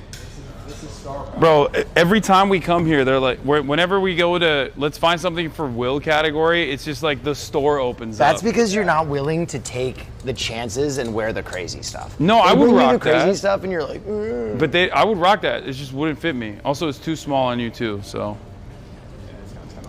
Yeah, it's tight. Yeah, I'm a little thick right now. I'm a little beefy. Yeah. I'm bulking. I like the idea. Right now? What's up? You're in your winter arc? Yeah. I'm on get big era. You're not even thick like that. You're just like strong. Strong. Oh my glorb. I'm never really a tan guy. Feels crazy.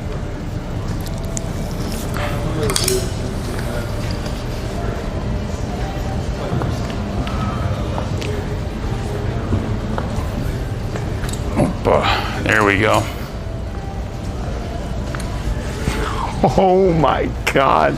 Martine Rose. Did the pants go with it? Yes. Martine Rose. Oh my God. That's pretty hard. That's crazy. Yeah. It's like a rap video in the 90s. Hey Ma, I slide. Button it up, do it right. This is crazy. This is... Wait, I'm trying to see how it buttons. That's why we just were black right now. We just bought a lot more suits for next season. Oh. And we bought big stuff. Well, it's not gonna help me right now though. Next year's awards. Wait, so what's up? Y'all got nothing right now for real? Am I cooked? You guys came in between seasons and was getting boxes. This is kind of crazy. It's sick with the yellow pants. Whoa. What do the yellow pants look like? Oh, those are way too long for me. Wait, why are they so long? You would have to get them. I think they're supposed to stack. I think you're supposed to do it. Oh yeah, it's one of those. Yeah, because if you see how the bottom wrinkles up, it's supposed Yeah. to stack to kind of Brother, stack? Yeah, it's supposed to like look There's crinkled. stacking and then there's... Yeah, no, that's how it's supposed to go, and then you're supposed to wear like a boot underneath. Like very cowboy Oh. style. I like this, but I'm gonna be honest, I don't think I could ever wear something this hot. I think I would sweat my life away. What about like Bodie or Marnie or anything like that? Anything like colorful? What?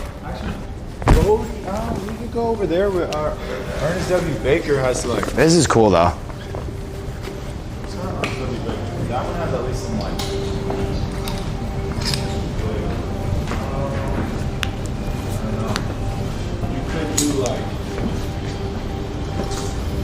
this Odie set. That's Will Neff written all over it. You think? This is nice. Let me try on the top. It's loud. It is loud. Is it corduroy? Holy God. Yeah, but it's not going to be as heavy as the leather. That's true. Yeah, the leather's... That leather was dense. You were going to die. We... Oh, good. Oh, there it is. Now it's charging.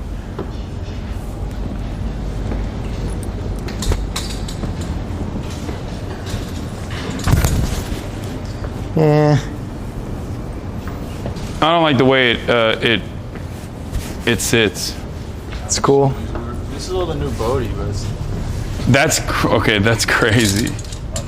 That looks like a pajama. Yeah, I was gonna say the same thing. Could do this too. Rainmaker. Rainmaker is one of the new hottest brands right now. That's crazy.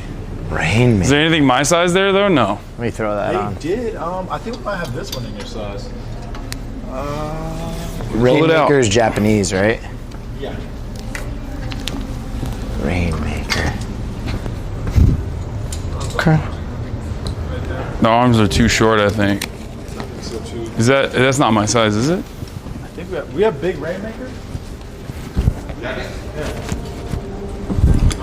See what's that with that jacket? Okay. Yeah. The biggest Rainmaker sizes. Now with those baggy pants, those are the big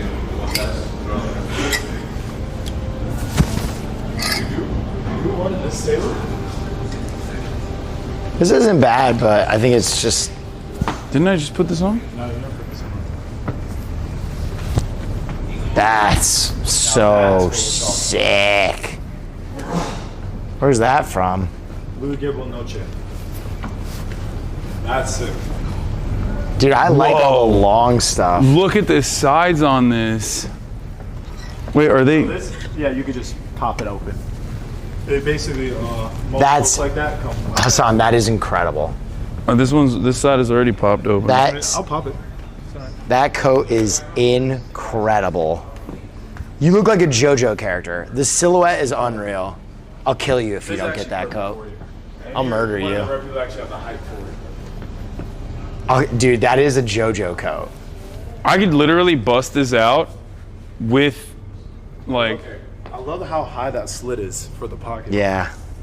It is sick. I could wear this with straight up a tank top. I honestly hate you. It's that good. Yeah, that's a winner. This and just some good pants, good shoes.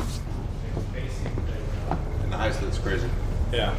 Yeah, the arms fit too, and it's like the shoulders pop out. But not enough to where you feel But yeah, but because it's like tapered in the waist. It's tapered in the waist in the perfect way. Damn, this is, what do we think, chat? That's fire. That's a real... Did we find it? You have anything lengthy and cool and cut like that? That's crazy. It just fits him so well too. Yeah, no, that's like perfect. Hasan. I think so too. That's the one. I think this might be the... Like this. Blue? Okay. All right. Whoa, this is sick too. Yeah, with the Rainmaker one? Okay, we're talking. Oh, this one was the one I tried with the arms that were too short, right? Too short, yeah. Hasan, I'm telling you. No, I think this is it. I think we might be... That coat has to be it. I think we might have locked it down. This actually looks good. I'm green with envy now. The cut of that. Oh, is whatever. So cool. You got the Egon Lab. That was crazy. Colored flare pants, right? pants to show the slits.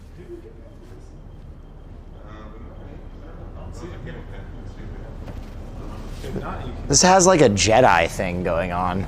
Oh, I like it. I like it a lot on you. Yeah. You might have to mix and match the pants. Dante, do you know if we have blue Gable Noche pants that match this? Blue? Yeah.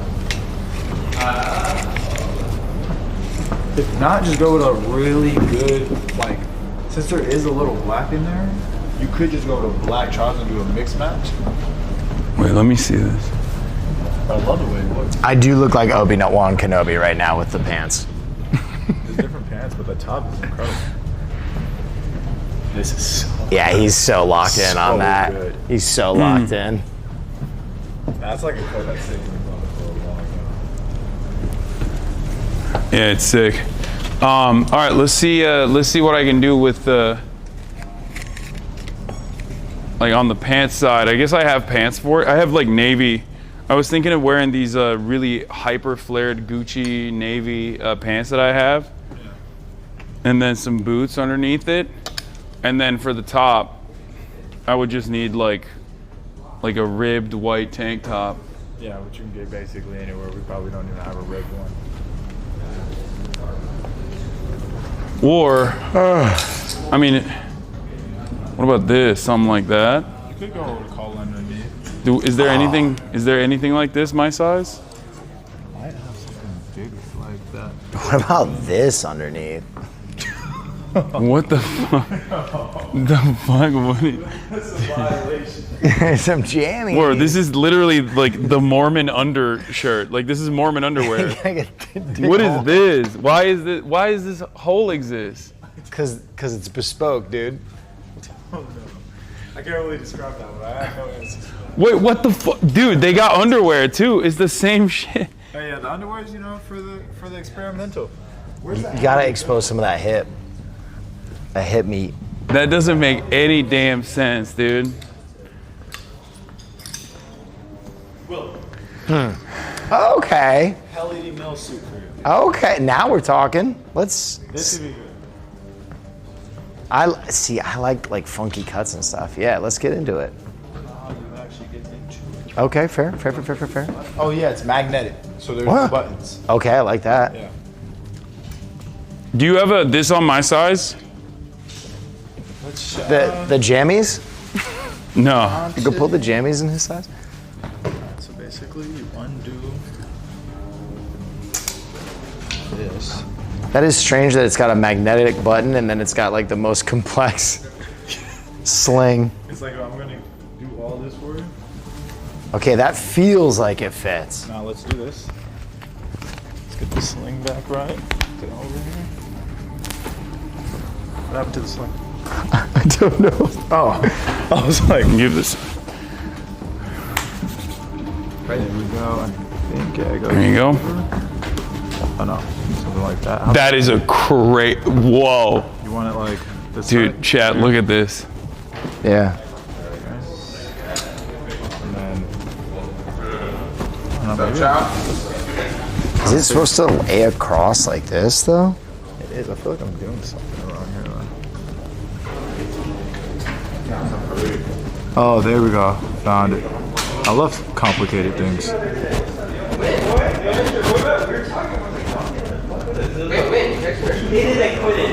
Please, no navy pants, Unc.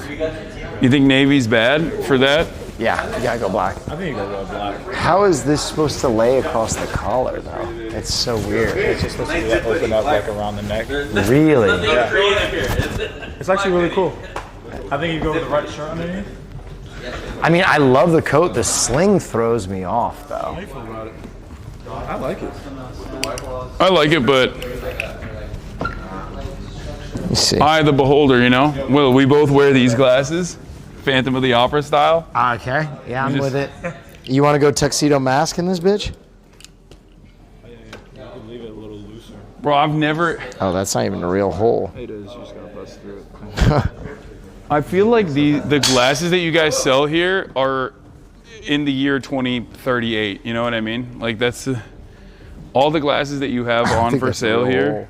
I'm gonna have to stab. No, it's all right. It's all right. It's supposed to be. I just want to see what's good with like the different lengths on this. The cut of the coat is really cool. I just don't. Also, with the magnetics, I feel like I might just be popping it. You pop your chest that much? No. He's brolic. He's a brolic boy. Just like anything. Yeah. You can't really.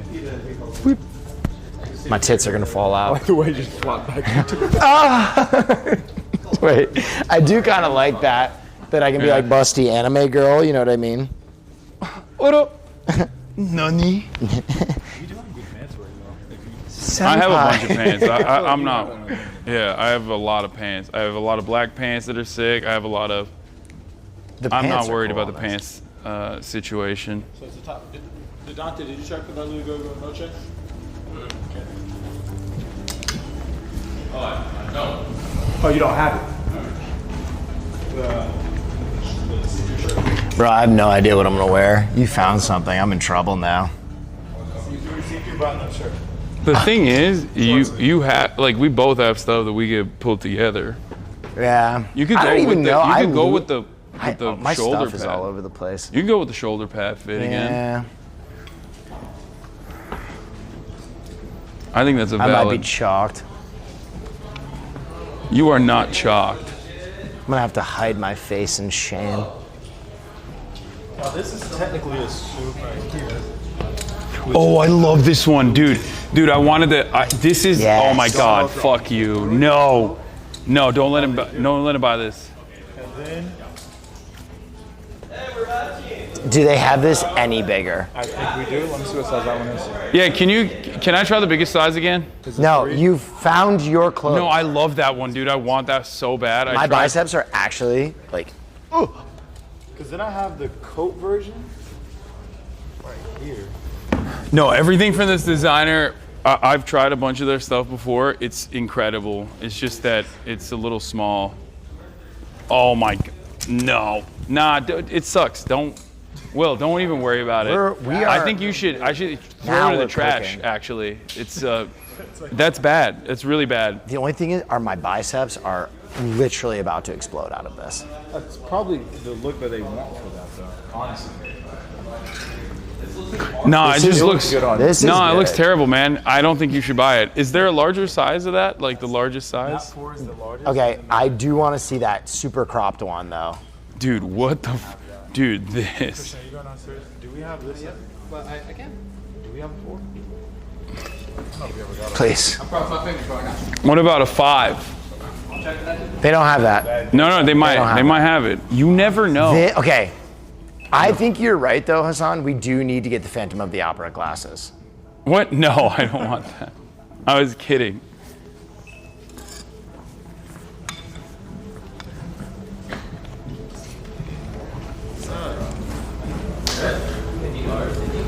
Oh, he's trying them on.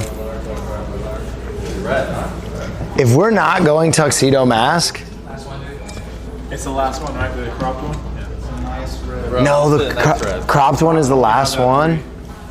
You want to see it again? See if it's... There's no way. I mean, I'll try it.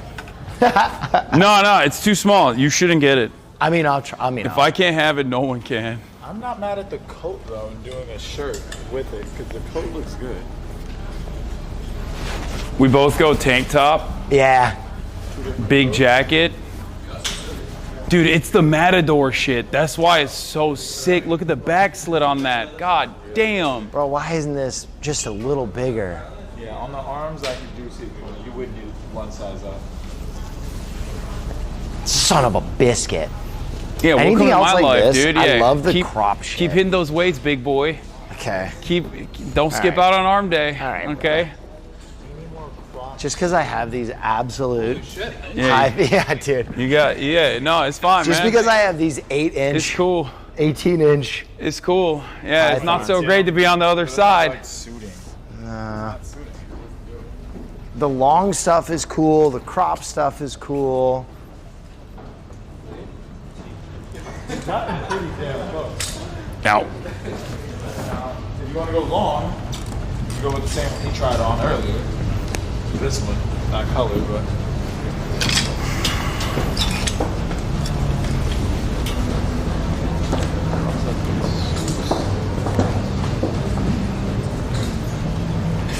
Look at this shoe.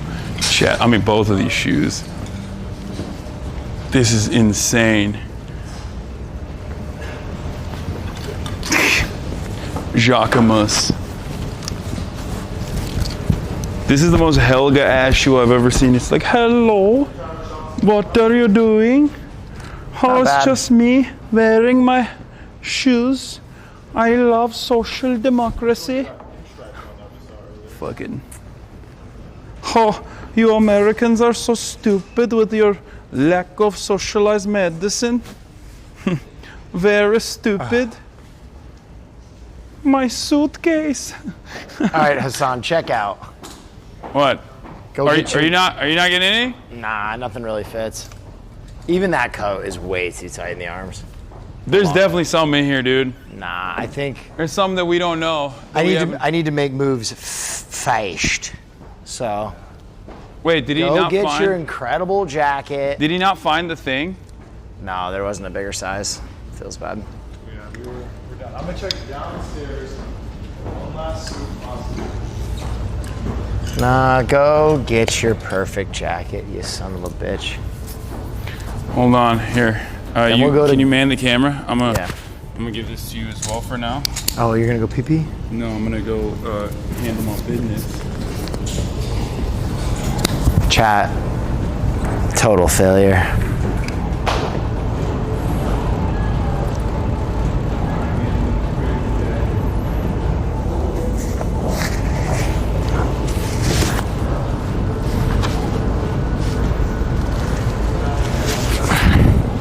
You tried? I did.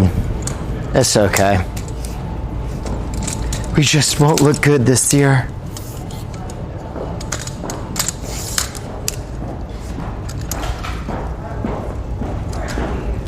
We just won't look good this year. Christmas is canceled.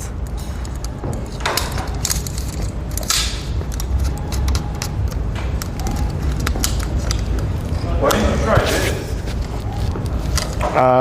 Cause I don't like it. Oh, okay. It's like a deconstructed pinstripe. Oh, these are fire. The reverse pleat. Fuck. My arms didn't really fit in anything. Feels bad. Just a little too big. Too thick.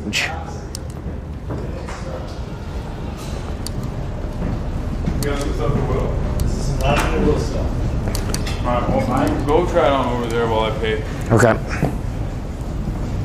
For my shit. You like this? It's okay.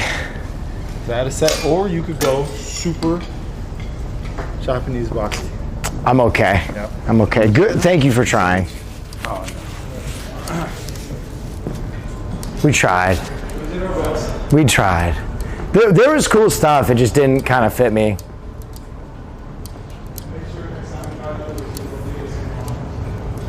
What are those crowns? Bro, just pull up in a crown? Oh, they're like felt.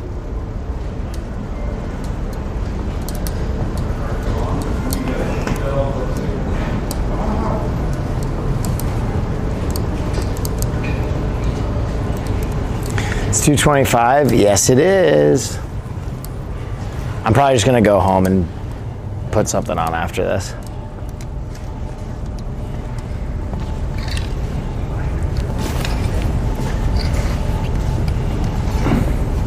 Wanna grab it? Group. You done? Checked out?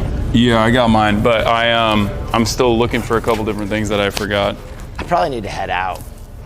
Yeah. All right. We can dip it. We can peel out. You want to leave from here? I don't know if I have time to go back to your house. Okay.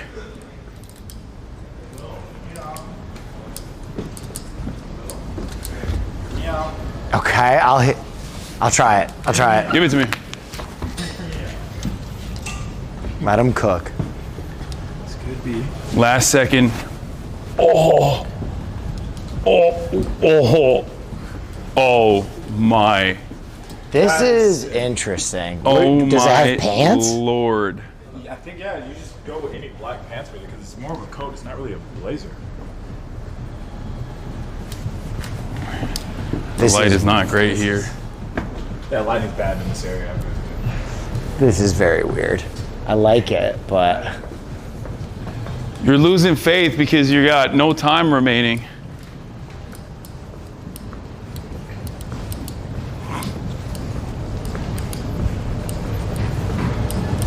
that is weird. It's right there, but it's like this is too. It's cool. Why don't we just go full faux fur? Yeah. Why don't you just go with the entire studio's faux fur coat? The purple. Oh. No, not the purple one. This one. That one is so, dude, dude. And for the price, if you walk in there with that. How big is that? Let me see. Let me see how big that is. How there much a bigger is one? this? I do have XL. Dude, it's actually amazing. It's only 1,000. Let me see. You got a bigger one of those? I got the XL, yeah. Let me see that. Bro, sold. It's so sick. I'm wearing this. Let me see the big one. Is that the only color you have? Only black left, yeah. This is like 1,000,000 pounds. Is it? I love it. Is it hot? It's so hot. We could both rock it. This is. Bro. Do you have like a ski mask I can wear with this? Do we still have? I think we still have a black one from. Oh, yes. We should from, what's that brand? DDBR?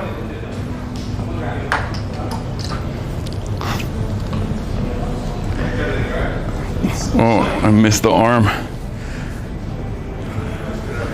Oh, Will is not lying when he said this shit's heavy. Heavy. Oh my God, bro. Wait, what? Let me try this. This is dumb as hell. If you're going anywhere for the women, you kind of have to have it. No, what do you mean? You can't even put this in your. You can't even put this in like.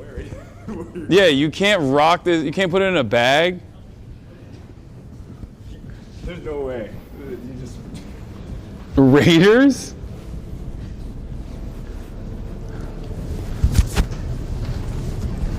Does it have pockets? Dude, this is. He does have pockets. This is actually. I feel like rumor. You able to find him? Should be somewhere Yeah, the pockets are restricted when you close it. Yeah, you guys definitely look like you're up to no good. When Wait, do you guys have more balaclavas? I should definitely do that one. Yeah. Yeah? Yeah. we look like snow people from Star Wars. I'm doing it. You don't have to do it. But this is hilarious.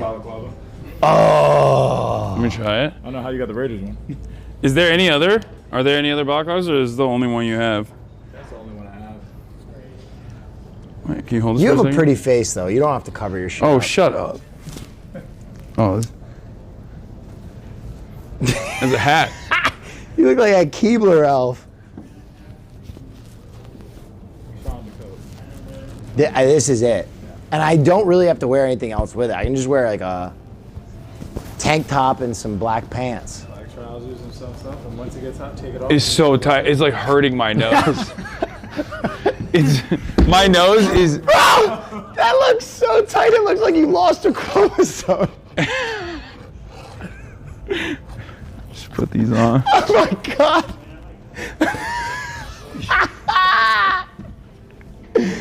Holy shit. What's up? This is like a really crazy film that's about to happen right now. Oh my God.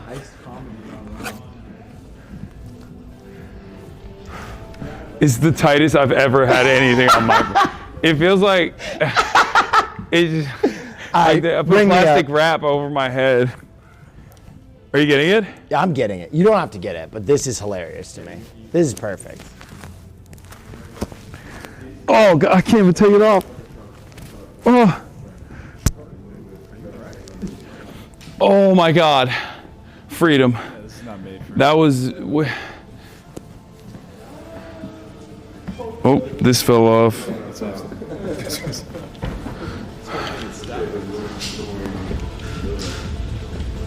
This is the heaviest jacket I think I've ever put on in my life.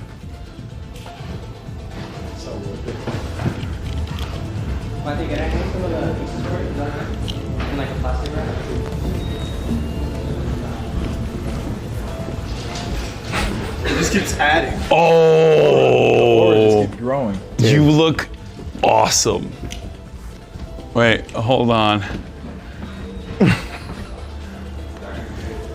This is very good.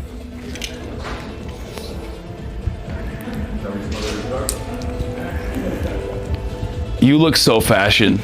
I look so fashion right now. All right, go get it, and then All right, let's get out of here. Yeah. Let's boogie. It's coat season. It's coat season. All right, I'll take it. Winter is coming. Dark Flamingo. Wear that to a red carpet with So nothing else, fascist. just naked underneath. Okay, chat. Hang dong. You want me to fly? I'll let you know if I see any. Oh, it's so heavy. Oh my God. Hello, Shooty. Hi, how are you? Just give me like 20 minutes, yeah? Yeah.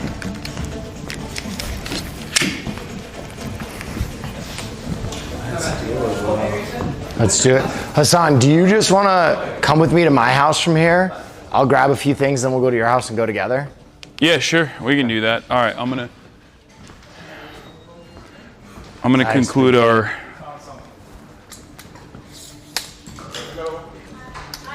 You don't need a shower or anything? No, I'm good. I already showered. I literally just need to grab like 3 things. I just need to grab shoes, a shirt, and pants.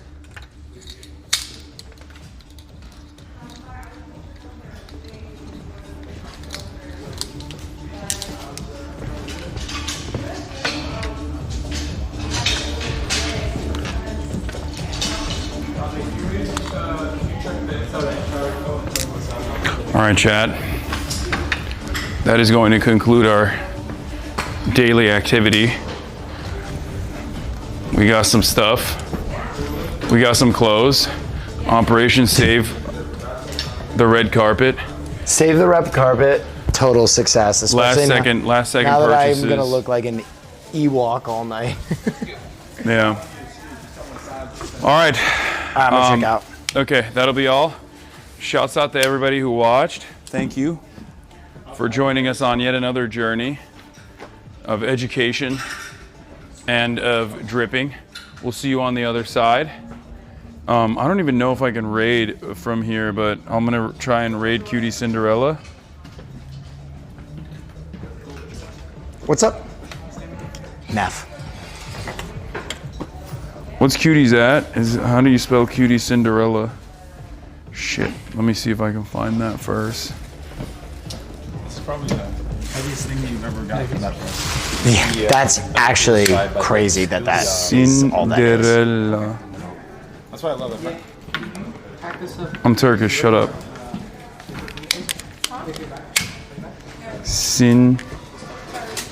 It's comically huge. It's awesome. Okay, does it work? Oh, yeah. Can I...